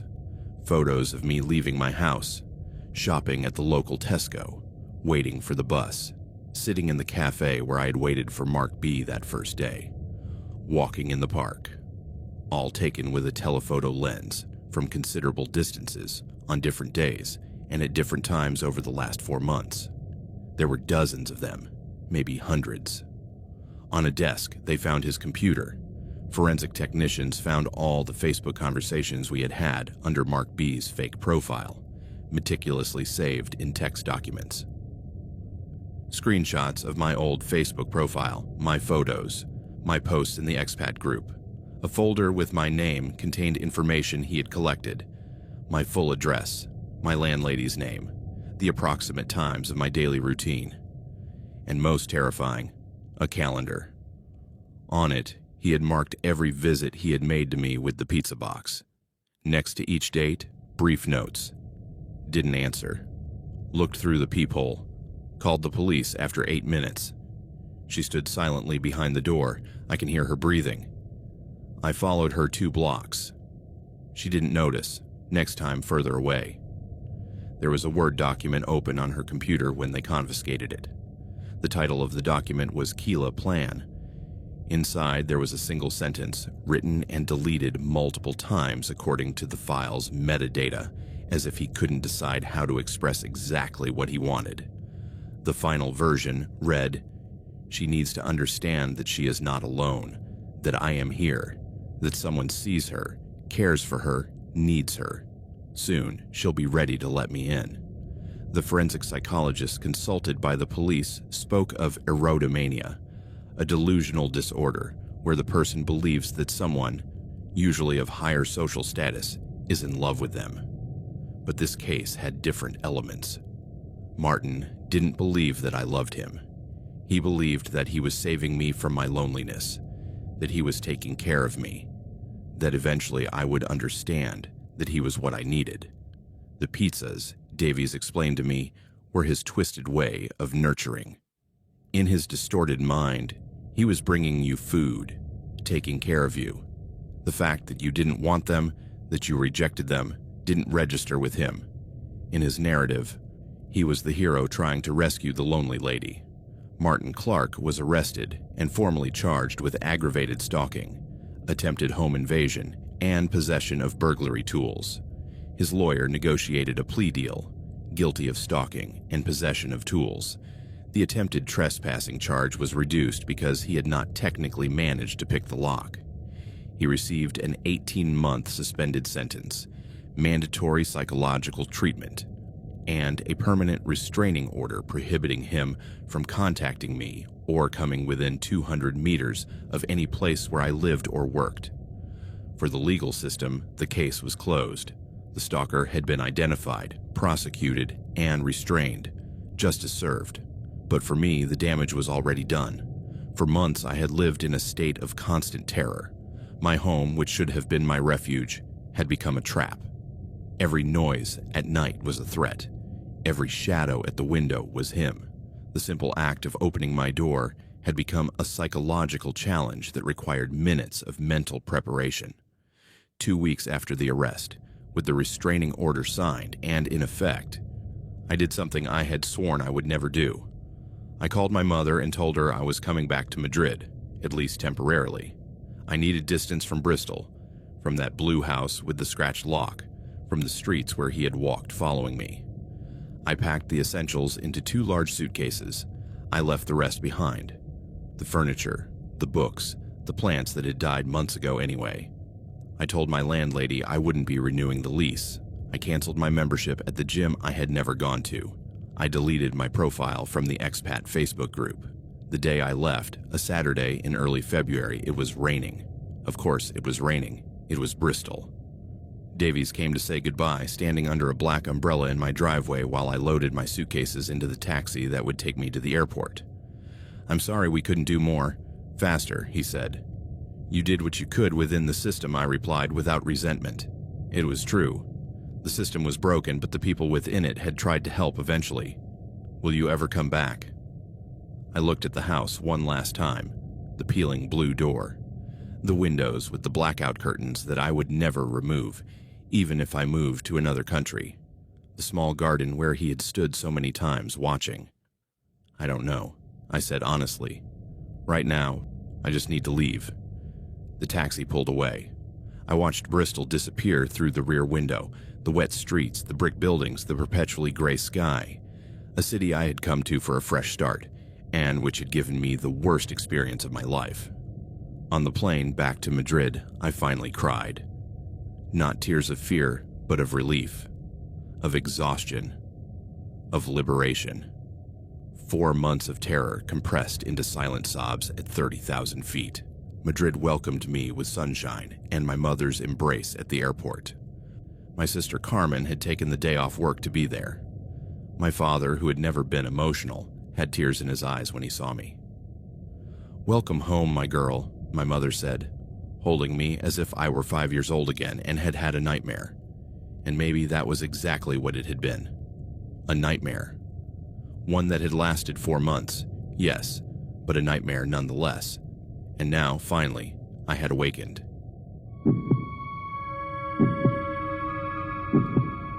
I always believed that college would be a new beginning. After the predictable confines of high school in a small Ohio town, the University of Michigan in Ann Arbor stood before me like a citadel of infinite possibilities. I was going to study comparative literature, live in a dorm, drink coffee from worn ceramic mugs, while debating postmodern theory with friends I hadn't yet met. I was finally going to be myself. Irina Petrov, the student, the adult, the independent person whose life was not dictated by school bus schedules or my parents' rules. I grew up in Bowling Green, Ohio, a town where everyone knew everyone else, and where the only entertainment options on Friday nights were the multiplex movie theater on the outskirts of town or Applebee's off the highway. My father, Dmitri, had emigrated from Russia in the 1990s, met my mother, Elizabeth, a third-generation American elementary school teacher, and settled in this little corner of the Midwest, where he worked as an engineer for a small manufacturing company. I was an only child, raised between my father's borscht and my mother's American traditions, always feeling a little caught in the middle, neither completely one thing nor the other. Books were my escape. From an early age, I devoured anything I could get my hands on. From the Russian classics my father kept in worn editions with Cyrillic text, to the young adult novels I checked out from the public library every week. In high school, I was the weird girl who read Dostoevsky during lunch and preferred to stay in the library rather than go to football games. It wasn't that I didn't have friends. I had a small group of other misfits with whom I shared a table in the cafeteria, but I always felt that my real life was waiting for me somewhere else, in some future where I would fit in perfectly. That place, I thought, would be the University of Michigan. When I received my acceptance letter in April of my senior year, I cried with relief. It wasn't just that I had been accepted to a prestigious university. It was that I would finally have the opportunity to reinvent myself, to be part of something bigger than the stifling cycle of my hometown. My parents were proud, but also concerned. My mother in particular had reservations about sending her only daughter to live alone 2 hours away. "You can come home on the weekends," she would say, as we packed my things that August. "Bowling Green isn't that far, and call us every day, okay?" "Mom, I'll be fine," I would reply, with the confidence of someone who has no idea what lies ahead. I arrived in Ann Arbor on a hot day in late August. The campus was everything I had imagined, and more. Ivy-covered brick buildings, students on bicycles zigzagging along sidewalks shaded by century-old trees, the constant buzz of intellectual conversation that seemed to float in the air itself. My residence, West Quadrangle, was an imposing Gothic building that looked like something out of Harry Potter, with its stone towers and arched windows. My room was on the 3rd floor, at the end of a hallway that smelled of industrial detergent, and that indefinable smell that all college dorms have, a mixture of deodorant, instant food, and youthful anticipation. The room itself was tiny, barely big enough for a single bed, a scratched wooden desk, a squeaky swivel chair, and a narrow closet that couldn't hold half the clothes I had brought with me. I had an assigned roommate, a girl from New Jersey named Melissa, who was studying pre-med and turned out to be the complete opposite of me. Outgoing, organized to the point of obsession, and planning to join a sorority from day one. "You can have that side," Melissa told me, pointing to the left half of the room with a generosity that suggested the division had already been decided without my input. I need to be near the window for my succulents. They need direct sunlight. I didn't care. I was too excited to be there. I decorated my small space with a colorful Turkish blanket I had bought at a flea market, posters of French New Wave films, and a pile of books that teetered precariously on the desk. Faulkner, Woolf, Borges, Calvino. My window overlooked an interior courtyard where I could see other students gathering, laughing, smoking cigarettes on the sly despite campus rules. The first few days were a whirlwind of orientation, meeting people, getting lost trying to find classroom buildings. The University of Michigan was huge, with over 40,000 students. It was easy to feel small, insignificant, but also delightfully anonymous. No one here knew that in high school I had been voted most likely to become a librarian in the yearbook, a thinly veiled insult at Bowling Green. No one knew about my mediocre 2-year ex-boyfriend who had broken up with me because I was too serious for him. Here, I was a blank slate. I joined the French Film Club. I attended a meeting of the student newspaper, but was so intimidated by the editor's confidence that I never went back. I tried yoga at the campus gym and discovered I had neither the flexibility nor the patience for it. But I found my place in the classroom. My comparative literature 2-1 class, Narratives of Exile, quickly became my favorite. The professor, Dr. Harrington, was a man in his 60s with a tousled gray beard and a contagious passion for text. We read Nabokov, Conrad, Rushdie. We discussed identity, belonging, the trauma of being between two worlds. It was exactly the kind of intellectual discussion I had longed for years. There were also my language classes. I took advanced Russian to maintain a connection to my father's heritage, and intermediate French because I had always dreamed of reading Proust in the original. My schedule was intense, classes Monday through Friday, long hours in the library, essays that required rewriting 3 or 4 times until they were perfect. Melissa and I developed a functional but not intimate coexistence. She was almost always out at sorority meetings or studying in the science library with her pre-med classmates.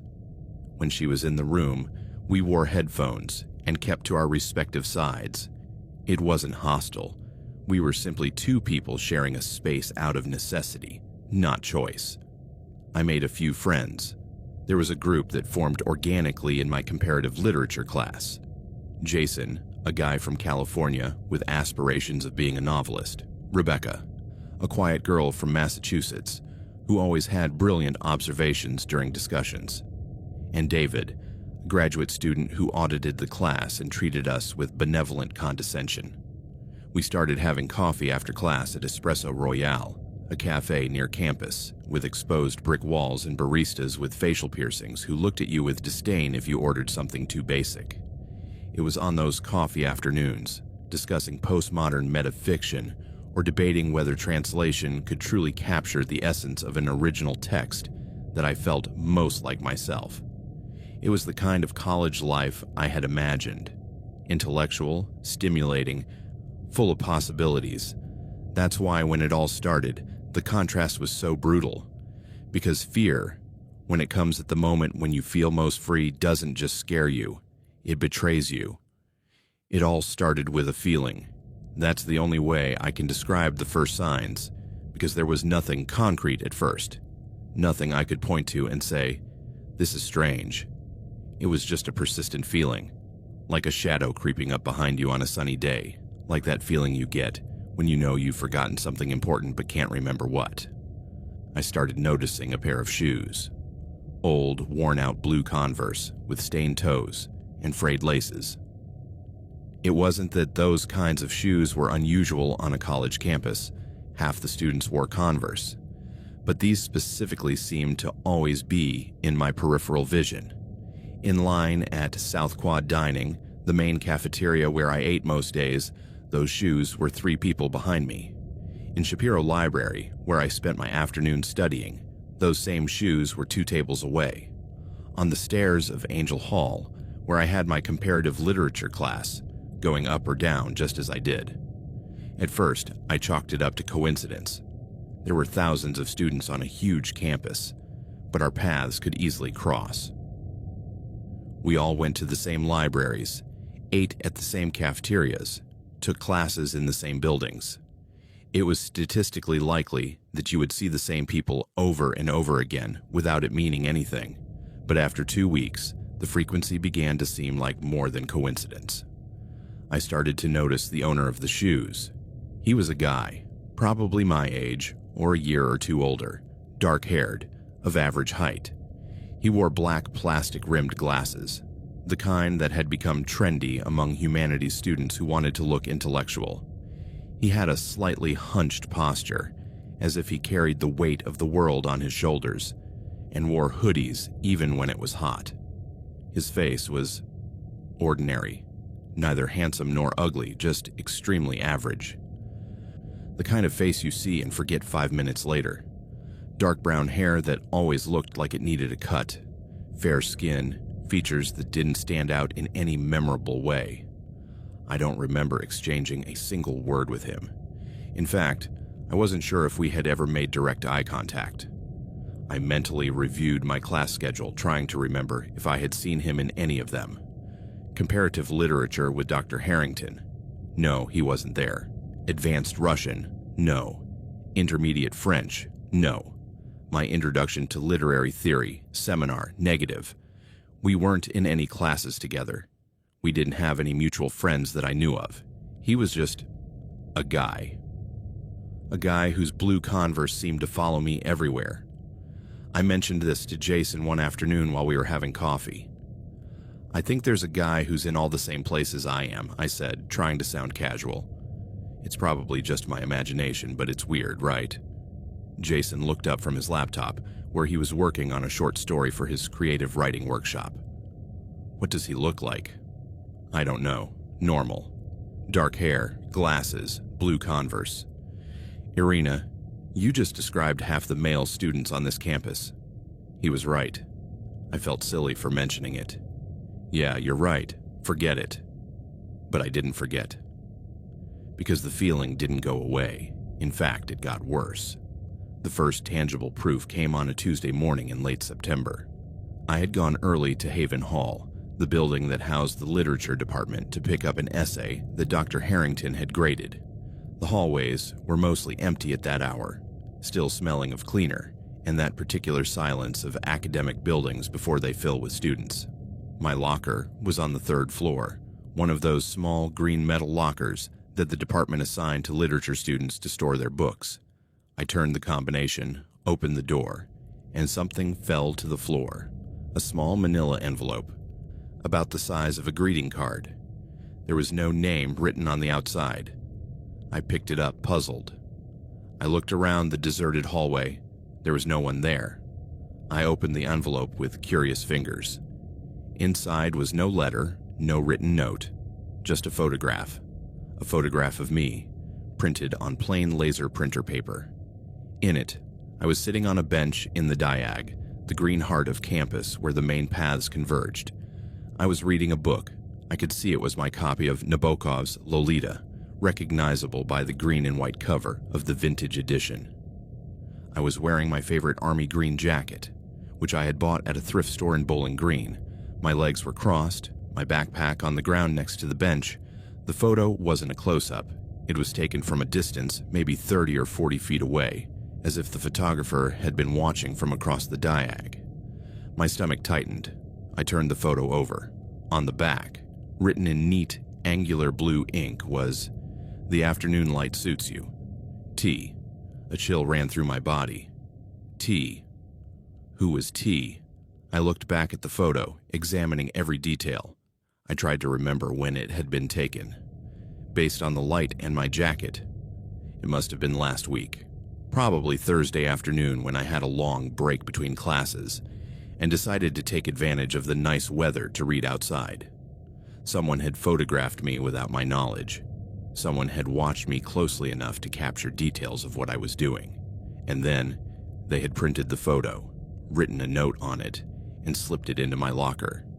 My personal locker, which required knowing the combination, or at least knowing which locker was mine. My hands trembled slightly as I put the photo in my backpack. I looked around the hallway again, as if the photographer might be hiding in a corner, watching me right now too, but there were only whitewashed concrete walls, closed faculty office doors, and the distant hum of the ventilation system. Was it a joke? Some classmate with a twisted sense of humor? But I didn't know anyone whose name started with T. I mentally reviewed my list of contacts: Jason, Rebecca, David, Melissa, a few other acquaintances from class. No Thomas, no Timothy, no Trevor. And even if it had been someone I knew, what kind of person would do this? What kind of person takes your picture without permission and slips it into your locker with a cryptic note? I decided at that moment not to read too much into it. It was probably a mistake. Maybe the note was meant for someone else and they had mixed up the lockers. Maybe it was some kind of weird art project. I convinced myself of that explanation because the alternative, that someone was deliberately watching me, was too disturbing to consider on a normal Tuesday morning as I got ready for French class. But it wasn't a mistake.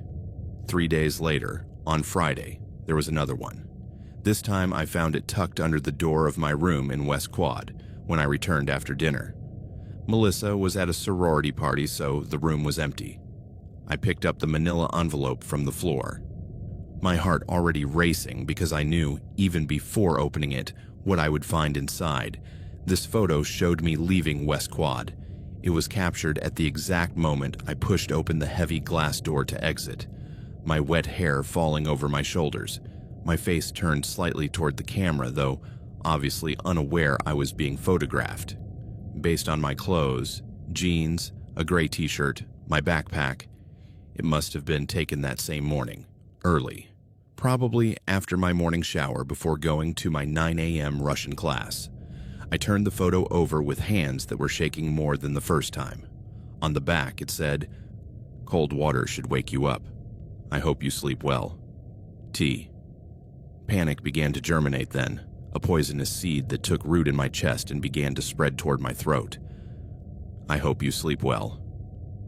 That phrase implied that he, because I was sure now that it was a he, knew where I lived. He knew my morning routine. He had seen me leave my dorm room with wet hair, which meant he had been there early, watching, waiting for the moment I would come out. This was no joke. It was no mistake. Someone was deliberately watching me. Someone was following me, documenting my movements, invading my privacy in the most visceral way. I sat on my bed, the photo still in my hands, and for the first time since arriving at college, I felt truly scared. Ann Arbor no longer felt like a place of freedom and possibility. It felt like a place where someone invisible was always watching, always one step behind me, capturing moments that should be private and turning them into trophies. On Saturday morning, I went to the campus security office. It was located in the basement of the main administration building, a fluorescent space with institutional carpet and that particular smell of government offices, stale coffee, and paper. The officer on duty was a middle-aged man with a gray mustache and a belly that strained the buttons of his uniform. His badge read, "Officer Morrison." He had an attitude of bureaucratic boredom that suggested he had seen all kinds of trivial student complaints and that mine would probably be just another one.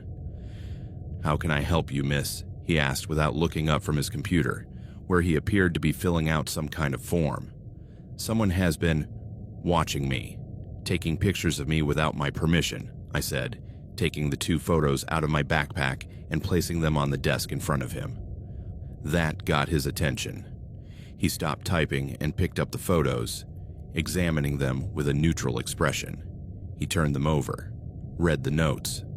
Then he looked at me with what appeared to be a mixture of concern and professional skepticism. "When did you receive these photos?" "The first one 3 days ago, in my locker in Haven Hall. The second one yesterday, under my bedroom door." "Do you have any idea who this T might be?" "No, I don't know anyone by that name. I've been trying to think, but I can't think of anyone. Morrison nodded slowly, now taking notes in a pad. Have there been any direct threats in these notes? Direct threats, no, but he's following me. He's photographing me without my knowledge. I understand that it's disturbing, Morrison said in a tone that sounded rehearsed, as if he had given this same response many times before. But without an explicit threat of physical harm, without knowing who this person is, there's little we can do legally. Being in a public space and taking photographs is not technically illegal. And putting things in my locker, under my bedroom door, that's more concerning, certainly. But without security cameras in those specific areas, without witnesses, without identification, he shrugged in a way that made me want to scream. Then what am I supposed to do? Morrison handed the photos back to me. I would recommend that you vary your routines. Don't go alone to isolated places. Go to class with friends when you can. And if you receive more of these, or if you see someone actively following you, come in immediately and we can take more direct action. You should also report this to your RA in the dorm, so they can be on alert. That's it? Vary your routines? For now, yes. I'm sorry. I know that's not the answer you wanted to hear. I left there feeling more vulnerable than before. Vary your routines. The phrase sounded so simple, so reasonable on paper, but it was completely useless in practice. How do you vary a routine when you have to go to specific classes at specific times in specific buildings?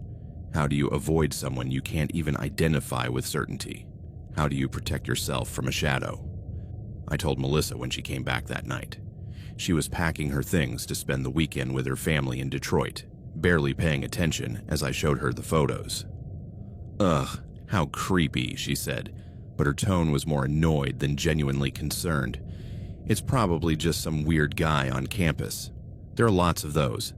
Just ignore him and eventually he'll get bored. What if he doesn't get bored? Then you call the real police, or buy pepper spray.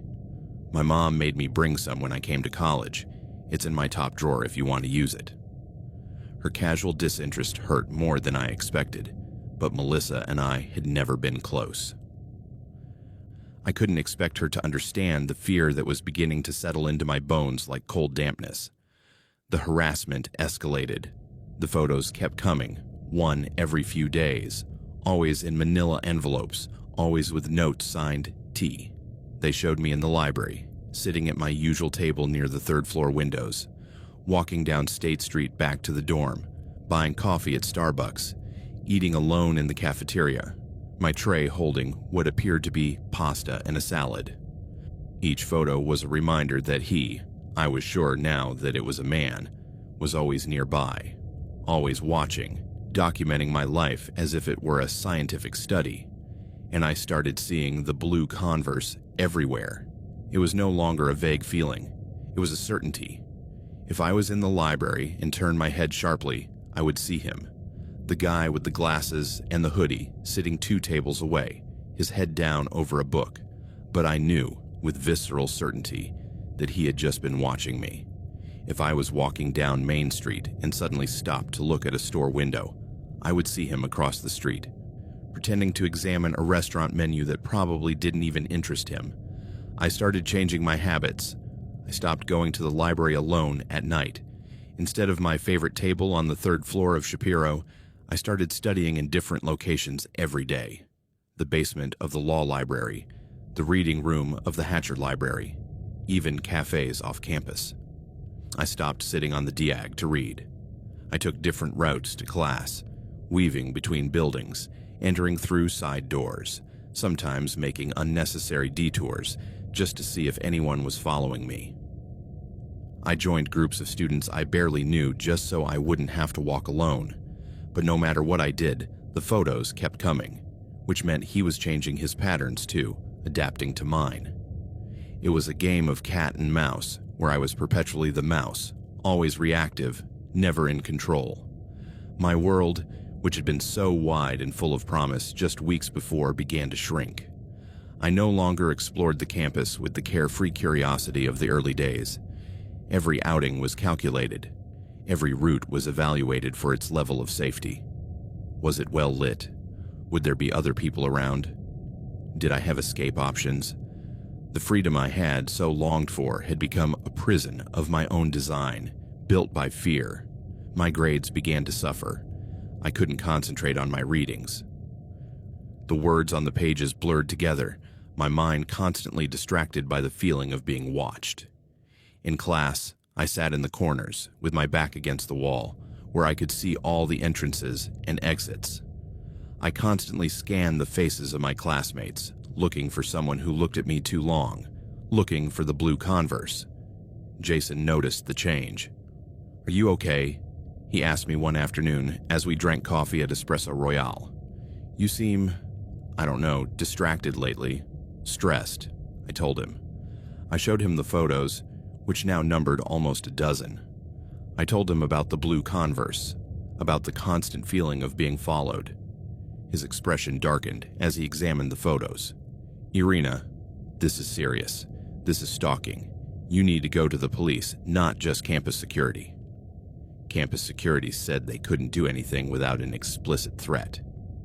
"Then go to the Ann Arbor police, or at least tell the dean of students, someone with more authority than a board security guard." Rebecca, who was sitting with us, added, "You should also tell your professors, especially Harrington. He's the department chair. He can have your locker changed or something." They were right, but something in me resisted. Part of it was shame, the irrational feeling that somehow this was my fault, that I had done something to bring this attention upon myself. Part of it was fear of not being taken seriously, of being seen as a hysterical girl exaggerating the situation. And part of it, the scariest part, was the growing certainty that nothing I did would stop this person. He had proven himself patient, methodical, impossible to dissuade. Then the letters arrived. The first one appeared in my mailbox in West Quad one afternoon in mid-October. These were no longer manila envelopes with photos. It was a white envelope, the kind you would use for a formal letter, with my name written in the same angular handwriting I had seen in the photos. Irina Petrov. There was no return address. I opened it in my room, my hands already trembling. Inside were 3 pages of white writing paper covered with dense paragraphs in the same neat handwriting. I began to read. "Dear Irina, I hope you don't mind me writing to you this way. I know our encounters so far have been one-sided, me watching you, you unaware that I'm there, but I feel that we already know each other in an intimate way that goes beyond formal introductions. I see you every day. I see you in the library, your forehead wrinkled in concentration as you read, that little gesture you make when you find a passage you like, where you move your lips silently as if you were savoring the words. I see you on the diag, how you always choose the same bench when it's available, the one under the big elm tree, where the afternoon light filters through the leaves and creates patterns on your face. I see you in the cafeteria, how you always take 2 napkins even though you only need 1, how you prefer to sit near the windows, how you eat slowly, almost meditatively, as if eating were secondary to your thoughts. There is a connection between us. I feel it every time our eyes meet in a hallway, even though you quickly look away. It's not your fault that you don't see it yet. You're busy with your studies, with that rich inner life you have, but I'm patient. I can wait until you're ready to recognize what I already know, that we're meant to really get to know each other. I've been thinking about approaching you directly, introducing myself like any normal person would. But I'm afraid you'll misunderstand me, that you'll think I'm one of those ordinary guys who only want one thing. I'm not like that. I see you, Irina, not just your outer beauty, although you're beautiful in a way that you don't seem to realize. I see your mind. I see the way you give yourself completely to your studies, the purity of your dedication. I see the unconscious elegance with which you move, as if every gesture were choreographed, even though it isn't. In your comparative literature class last Tuesday, when you were discussing Nabokov, You said something about exile being not only physical but existential. That true exile is being disconnected from your own being. Those words moved me deeply. I too feel exiled, Irina. Exiled from you, knowing you exist, seeing you every day, but unable to close the distance that separates us. Soon I will find the right moment to talk to you. Until then, know that you are not alone. That someone is watching you. Not with malicious intent, but with admiration. With something that, if you'll allow me to be bold, I might call budding love, yours T. I read the letter 3 times, each reading making me feel sicker than the last. It wasn't just the content, though that was disturbing enough, but the tone, the assumed familiarity, the unsolicited intimacy, the way he had taken a comment I made in class, something that should have been part of a normal academic discussion, and turned it into evidence of some special connection between us. A connection between us. There was no connection. I didn't even know who he was. But he had constructed an entire narrative in his mind, a fantasy where we had some kind of relationship that I just hadn't recognized yet. I was a character in his story, a character who had no agency, who simply waited for him to decide the right moment to close the distance. And worst of all, he had been in my class. He knew what I had said during discussions, which meant he was probably sitting in that same room among my 20 classmates, watching me, listening to me, taking mental notes of everything I said. That night, I had my first real panic attack. I was alone in the room. Melissa was out again when it hit me. My chest tightened, my breathing became shallow and rapid. My heart was beating so hard, I thought it was going to explode. I sat on the floor, hugging my knees, trying to remember the breathing techniques I had learned in a stress management class in high school. Count to 4 as you inhale, hold, count to 4 as you exhale. But I couldn't control my breathing. I couldn't control the panic that was consuming me. I called my mother. It was almost 11 p.m., but I needed to hear her voice. "Irina, what's wrong? Are you okay?" She answered immediately, her voice full of concern. "Mom, I began, but my voice broke. I started to cry. "Sweetheart, what happened? Talk to me." I told her everything. The photos, the letter, the constant feeling of being watched. She listened without interrupting, and when I finished, there was a long silence. "I'm going to talk to your father," she finally said. "We're going to Ann Arbor tomorrow. You're going to the police, the administration, whoever you need to see. This can't go on." "I don't want to leave college, Mom." "No one is talking about that yet, but you need help. You need someone to take this seriously." The next day, my parents arrived in Ann Arbor. My father was furious, his Russian accent becoming more pronounced, as it always did when he was emotionally upset. My mother was in problem-solving mode, armed with the letter, the photos, and steely determination. We went together to the Dean of Students' office. The Dean, Dr. Patricia Walsh, was a woman in her 50s with short gray hair and an expression that suggested she had handled student crises more serious than this one. But when we showed her the evidence, 13 photos, and a 3-page letter, her expression turned serious. "This is harassment," she said unambiguously, "and potentially criminal stalking. Miss Petrov, do you have any idea who this person might be?" "I think it's a guy I see around campus sometimes. Dark hair, glasses, wears blue Converse. But I don't know his name." "Is he in any of your classes?" "The letter says he was in my comparative literature class. But I've gone through all the faces in that class and I can't identify him with certainty. We all sit in different places every day. And there are about 20 students." Dr. Walsh took notes. "I'm going to contact the professor of that class, Dr. Harrington, to get a list of registered students.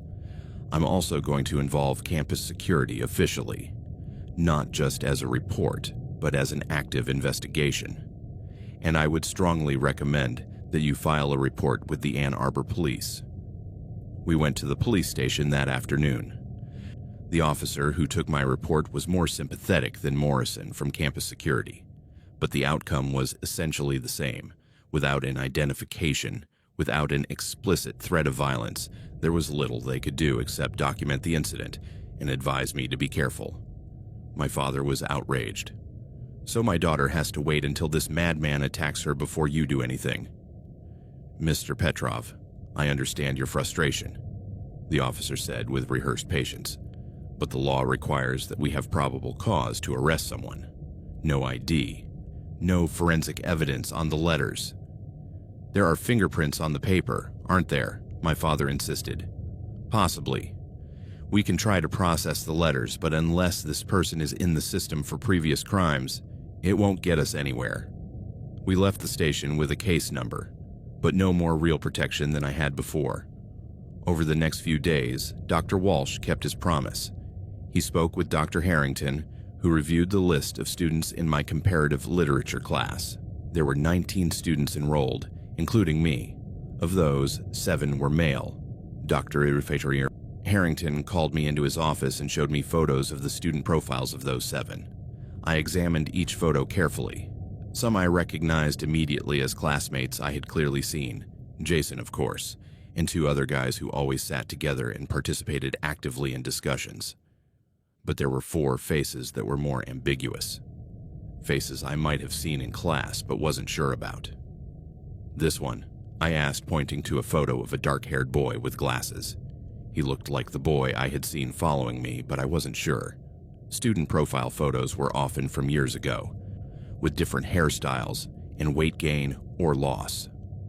"Thomas Ely," said Dr. Harrington, "sophomore, engineering major." "Engineering, not literature." "No, but this class counts as a humanities requirement.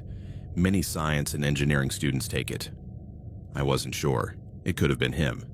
The facial structure was similar, the glasses definitely matched, but I couldn't be 100% sure.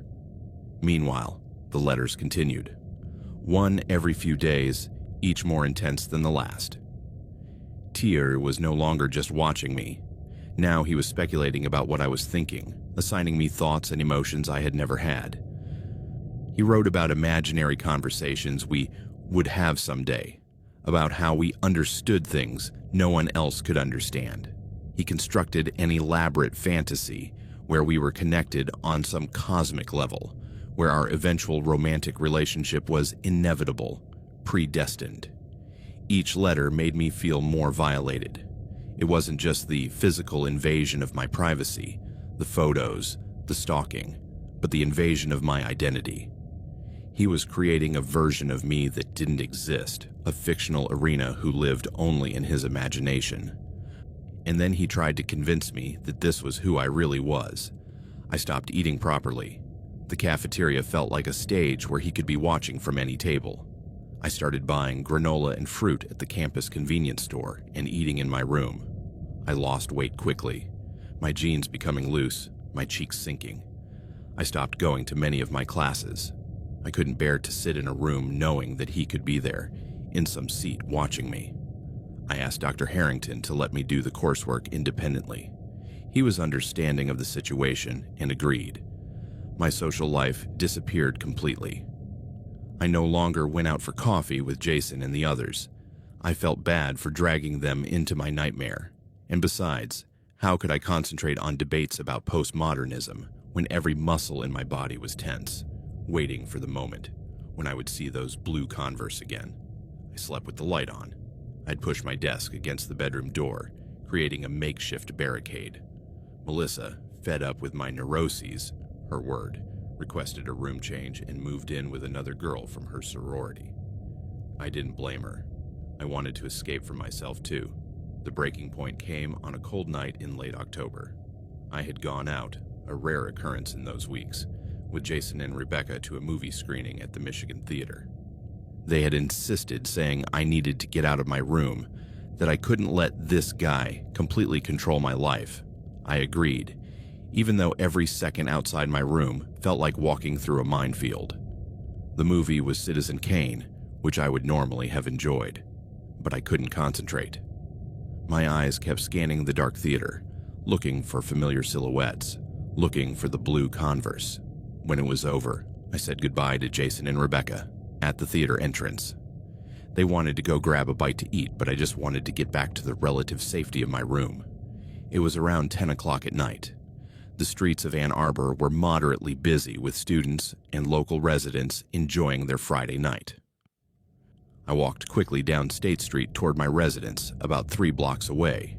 The streetlights cast pools of yellowish light on the sidewalk, creating alternating areas of light and darkness. Halfway down the second block, I heard it. Footsteps behind me. Not immediately behind, maybe 10 or 15 feet back, but clearly there. I quickened my pace. The footsteps behind me quickened too, maintaining exactly the same distance. I stopped abruptly, pretending to look for something in my backpack, listening. The footsteps stopped too. My heart began to pound in my chest. I resumed walking. Now even faster, almost running. The footsteps behind me did the same. I didn't dare turn around. I didn't want to confirm what I already knew. I crossed the street without looking, almost getting hit by a car that honked angrily. I reached the last block before West Quad. The footsteps were still there. Then I started to run. A full-out run, my backpack banging against my back, my breath coming out in harsh gasps in the cold air. The footsteps behind me turned into a run too. It wasn't a frantic run, but a steady jog, as if he knew that I would eventually tire, that I couldn't run forever. I screamed, "Help!" But my voice came out weak, strangled by panic in the effort of running. If anyone on the street heard me, they didn't stop to help. I kept running until I saw the lighted entrance to West Quad. I fumbled with my access card, my hand shaking so violently that I dropped it twice. Finally, I managed to swipe it through the reader. The door clicked open. I slipped inside and collapsed against the lobby wall, gasping and crying. Through the glass of the entrance door, I saw him. He stopped just under a streetlight across the street, looking directly where I was. This time there was no ambiguity, no doubt. It was him, the boy in the blue Converse, the glasses, the hoodie. For the first time in all these months, I could see his face clearly in the direct light. It wasn't a threatening face. There was no anger in it, no obvious lust, not even excitement. Just an intense calm, a fixity that was more terrifying than any expression of rage or violence. His eyes behind his glasses were fixed on me with absolute concentration. It was like being observed by a scientist studying a specimen, or by a predator assessing its prey. He looked at me for what seemed like an eternity, but was probably only about 20 seconds. Then, slowly, deliberately, he raised a hand and waved at me, a small movement of his fingers, like saying goodbye to an old friend after a pleasant encounter. His mouth curved into what might have been a smile. Then he turned and walked away calmly, his blue Converse sneakers carrying him back into the shadows of the night. I spent that night in the dorm bathroom, locked in a stall, crying hysterically. Some girls from the floor came to check on me, asking if I was okay, offering water and tissues. One of them, a senior named Amanda who lived down the hall, stayed with me, rubbing my back as I sobbed. "You need to go to the dean again," she told me. "This has to stop, Irina." The next day, Saturday morning, I went straight to the dean of students' office. Dr. Walsh wasn't in the office on weekends, but I left an urgent message with the campus emergency response service. I also called the Ann Arbor police to report the nighttime stalking incident. Dr. Walsh called me on Sunday afternoon. "Irina, Professor Harrington has been keeping me informed about the situation. After what happened on Friday, I think we have enough to take more direct action. There are security cameras on some of the campus streets. I'm going to request the recordings from that night. If we can catch him following you, we'll have visual evidence." "I think it's Thomas Ely," I said, my voice sounding firmer than I felt. "The engineering student in my literature class. He fits the description. And after seeing him clearly last night, I'm almost certain." "Very well. I'm going to contact campus security and the police. We're going to question him. Would you be willing to identify him in person?" "Yes." Things moved quickly after that. On Monday, campus security and the Ann Arbor police summoned Thomas Ely for questioning. Dr. Walsh called me to come to the administration offices. They took me to a room where I could see through one-way glass into another room where Thomas was sitting, waiting. It was him. Without a doubt, it was the guy who had been following me, the one who had greeted me under the streetlight. He looked normal. Sitting in that plastic chair, hands in his lap, waiting patiently, he could have been any student waiting to discuss a registration problem or a complaint about a grade. "It's him," I told Dr. Walsh and the police officer who was with me. As I watched from the next room, a detective began questioning Thomas. I couldn't hear what was being said, but I could see his body language. He didn't seem nervous. He didn't seem guilty. He answered questions calmly, sometimes nodding, sometimes gesturing with his hands as if he were explaining something. After about 30 minutes, the detective came out and joined us. He says the photos and letters are his. He doesn't deny it, but he insists he wasn't doing anything wrong. He says he's, and I quote, courting her. That he read somewhere that women appreciate persistent romantic attention. Courting her, I repeated, incredulous. He's stalking me and calling it courting. He also says he followed her on Friday because he wanted to make sure she got home safely, that he's worried about her walking alone at night. It was so absurd that I almost laughed.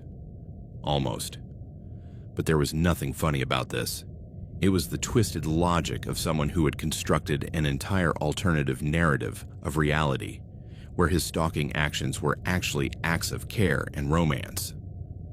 "Can you arrest him?" Dr. Walsh asked. The detective grimaced. "It's complicated. Technically, we have evidence of stalking now, with the photos, the letters, and Ms. Petrov's testimony about the following. But without an explicit threat of violence, without having attempted physical contact, it's a misdemeanor. He'd probably just get a fine and a restraining order." "Then do it," I said. "Fine him. Put a restraining order on him. Whatever it takes to keep him away from me." What followed was a tedious legal process. Thomas was formally arrested for third-degree stalking, a misdemeanor in Michigan. He spent one night in custody and was released on bail. He was issued a temporary restraining order prohibiting him from coming within 100 feet of me, contacting me in any way, or coming to my residence.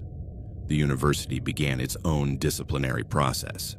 While awaiting the resolution of the criminal case, they temporarily suspended him from the university.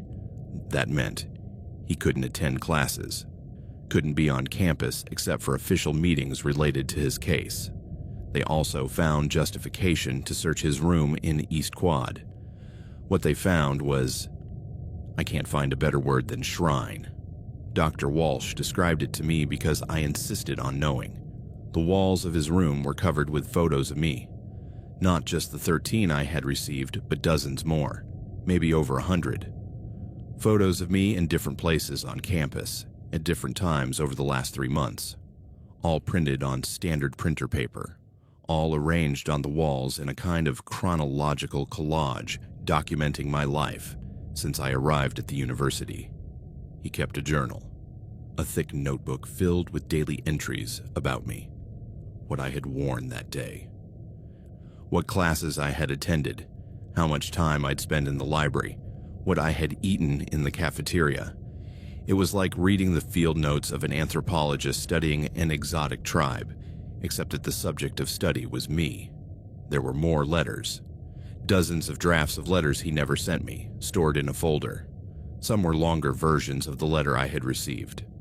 Others were more intense, elaborate fantasies about our future relationship, about how we would finally be together, about the children we would have, the places we would visit, a complete narrative of a life that didn't exist, starring a version of me that he had invented. They also found my complete class schedule. He had written it down meticulously, including not only the classes, but the routes I used to take to get to them, the places I liked to study, the approximate times of my meals. It was a map of my life, created without my knowledge or consent. When the detective told me all this during the legal process, I felt physically sick. I had been living my life thinking it was private, that I had autonomy, that I was invisible except to the people I chose to let in. But for 3 whole months, every move I had made had been documented, analyzed, incorporated into someone else's obsession. The university disciplinary process took 2 weeks. Thomas was summoned to a hearing where I, as the complainant, had to testify. I had to sit in the same room as him, albeit on opposite sides, and answer questions about how his behavior had affected me. He sat there with the same calm expression he had had under the streetlight. He didn't seem to understand that he had done anything wrong. When asked if he thought his actions constituted harassment, he replied, "I wasn't harassing her. I was showing interest, reading about her, learning about her. That's how you build a real relationship." Without her consent, asked the hearing officer, a law professor named Dr. Morrison. Without even introducing yourself or having a conversation. "I didn't want to scare her off by coming on too fast," Thomas explained, with a logic that clearly made sense to him, but to no one else. "Women get scared when men are too direct. That's what they say on the internet. So I was being patient, waiting for the right moment. And following her at night, that was being patient. I just wanted to make sure she got home safely. Ann Arbor isn't always safe at night for a woman alone." The irony of that statement, that he, my stalker, saw himself as my protector, would have been comical if it weren't so terrifying. He was suspended indefinitely from the university, pending the resolution of the criminal case. The restraining order became permanent. He couldn't come within 200 feet of me. He couldn't contact me in any way. He couldn't be in any building where I was. As far as the system was concerned, the case was solved. The stalker had been identified, punished, restrained. I was safe now, but I didn't feel safe. Not even close. Over the next few weeks, I tried to return to something resembling normalcy.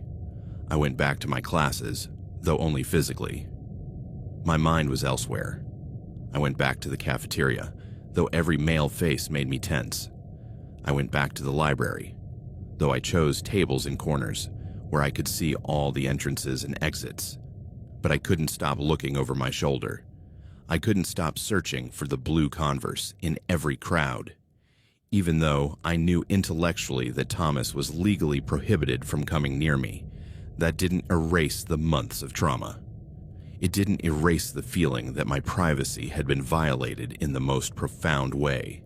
It didn't erase the knowledge that someone had built an entire world around me without my permission, and that I had been an unwitting character in someone else's fantasy.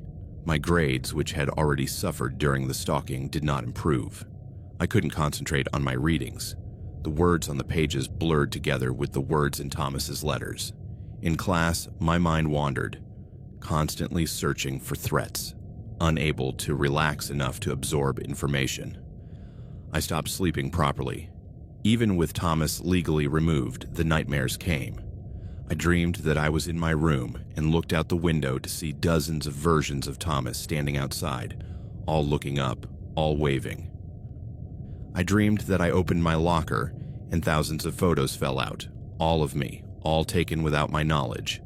I would wake up screaming, covered in cold sweat, and then, a month after the disciplinary hearing, I saw him. It was a Tuesday afternoon. I was leaving Haven Hall after a meeting with Dr. Harrington, where we had discussed the possibility of me completing the rest of the semester with independent work from my room. I walked through the door into the November cold, adjusting my scarf, when I saw him across the street. Thomas, standing across the street, just on the edge of the 200-foot no-go zone. He wasn't doing anything illegal. The restraining order specified a distance, and he was technically respecting it. But he was there, standing, looking directly at me, with the same calm, intense expression as always. He didn't smile. He didn't gesture. He didn't try to approach me. He just made sure I saw him, that I knew that despite everything, the suspension, the restraining order, the legal consequences, he was still there. His presence was a silent, poisonous reminder. The system could physically remove him from me, but it couldn't remove him from my mind. It couldn't make him disappear. I stood frozen on the sidewalk, staring at him. He stared back, unblinking, unmoving. Students passed between us, unaware of the silent drama unfolding. To them, we were just two people standing on opposite sides of the street. They couldn't see the whole story. The weight of months of terror hanging in the space between us. Finally, he nodded once, as if acknowledging my presence, and turned away. He walked slowly down the street, his blue Converse carrying him away, but not far enough. That night, alone in my room, something broke inside me. It wasn't dramatic. There was no moment of crisis or collapse. It was more like a quiet surrender, an acceptance that I couldn't win. As long as I was on that campus, in that city, I would always be Thomas's Irina, the protagonist of his twisted story, my own identity, my dreams, my education. Everything had been tarnished and devoured by his obsession. College was no longer a place of learning and growth. It was the stage for my own terror. And even though Thomas was legally restrained, he was still here, somewhere in Ann Arbor, in an apartment, in a different library, in some cafe across town, thinking about me, writing about me in another notebook, waiting. I called my parents that night. I want to withdraw from college, I told them. There was silence on the other end of the line. Then my mother said softly, "Are you sure?" "I can't stay here, Mom. Every day is... I can't live like this, in constant fear, looking over my shoulder, knowing he's out there somewhere." "Then come home," my father said, his voice hard with emotion he was trying to control. "Come home, Irinachka. We'll figure out everything else later." The following Monday, I went to the dean's office and officially withdrew from the University of Michigan. Dr. Walsh tried to dissuade me, offering alternatives. I could take the rest of the semester remotely. I could move to a different residence on the other side of campus. I could take a semester off and come back in the spring. But I knew I wouldn't be coming back. Ann Arbor was contaminated for me. Every building, every street, every corner of the campus held a memory of being watched, followed, reduced to an object in someone else's fantasy. I spent the next 3 days packing my life into boxes. The colorful Turkish blanket I had hung so carefully just 3 months earlier. The books I had brought with such hopes of stimulating intellectual discussions. The posters of French films I had never gotten around to properly appreciating. It all fit in the trunk of my father's car. There was no farewell ceremony. Jason and Rebecca came to help me pack, their faces showing a mixture of sadness and helplessness. "This isn't fair," Rebecca kept saying. "You're the one who had to leave. He's the one who should have been permanently expelled." She was right. It wasn't fair. But fairness and reality rarely coincide. My father arrived on a Thursday morning. We loaded the boxes into his Honda Civic in silence. Melissa, who had returned briefly to pick up a few things she had left behind, wished me luck with an awkwardness that was almost comical. She clearly didn't know what to say to the roommate she had abandoned because her paranoia had made living together impossible. Before I left, I walked around campus one last time. It was a gray November day, the kind of day Ann Arbor did so well. The sky was a uniform blanket of low clouds, threatening rain but not delivering it. The trees were mostly bare, their black branches silhouetted against the gray. Students walked wrapped in coats and scarves, hurrying to classes, to warm cafeterias, to anywhere that wasn't the cold outside. I looked at the Diag one last time. The bench where I used to sit and read was empty. Part of me wanted to sit there again, to reclaim that space, to prove to myself that Thomas hadn't won. But the truth was, he had won. Not in the way he wanted. We wouldn't have our fantasized romantic relationship, but he had won anyway. He had expelled me from my life, from my education, from my dreams. "Ready?" my father asked, standing by the car with the keys in his hand. "Yes," I said. "Let's go home." The drive back to Bowling Green took 2 hours. My father tried to make conversation at first, asking about my plans, whether I would consider transferring to another university. whether I wanted to take a gap year, but my answers were monosyllabic, and eventually he stopped asking. We drove in silence, the radio barely audible, the white lines of the highway passing by in a hypnotic rhythm. When we arrived in Bowling Green, at the small house where I had grown up, my mother was waiting on the porch.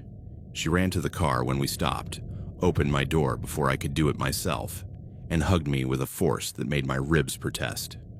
"My girl," she kept saying. "My poor girl. It's over. You're safe now." But as I stood there on the driveway of my childhood, surrounded by the town I had tried to escape, my college dreams packed in boxes in the trunk of the car, I didn't feel safe. I felt defeated. I felt like a fundamental part of who I was, the girl with hopes of a vibrant intellectual life, with dreams of discussions about Nabokov in brick-walled cafes, had died in Ann Arbor. We went inside the house. I went up to my old room, which my parents had kept exactly as I had left it. My high school debate trophies still sat on the shelf. My twin bed had the same floral comforter. Posters of bands I no longer listened to covered the walls. I sat on the bed and looked out the window at the quiet street of Bowling Green, where nothing ever happened, where life was predictable and boring and safe. 3 months ago, this view had seemed like a prison. Now it was a refuge. And somewhere, 2 hours away, Thomas Ely was probably sitting in his room, writing in another notebook, planning, waiting, keeping alive in his mind the fantasy of a relationship that would never exist.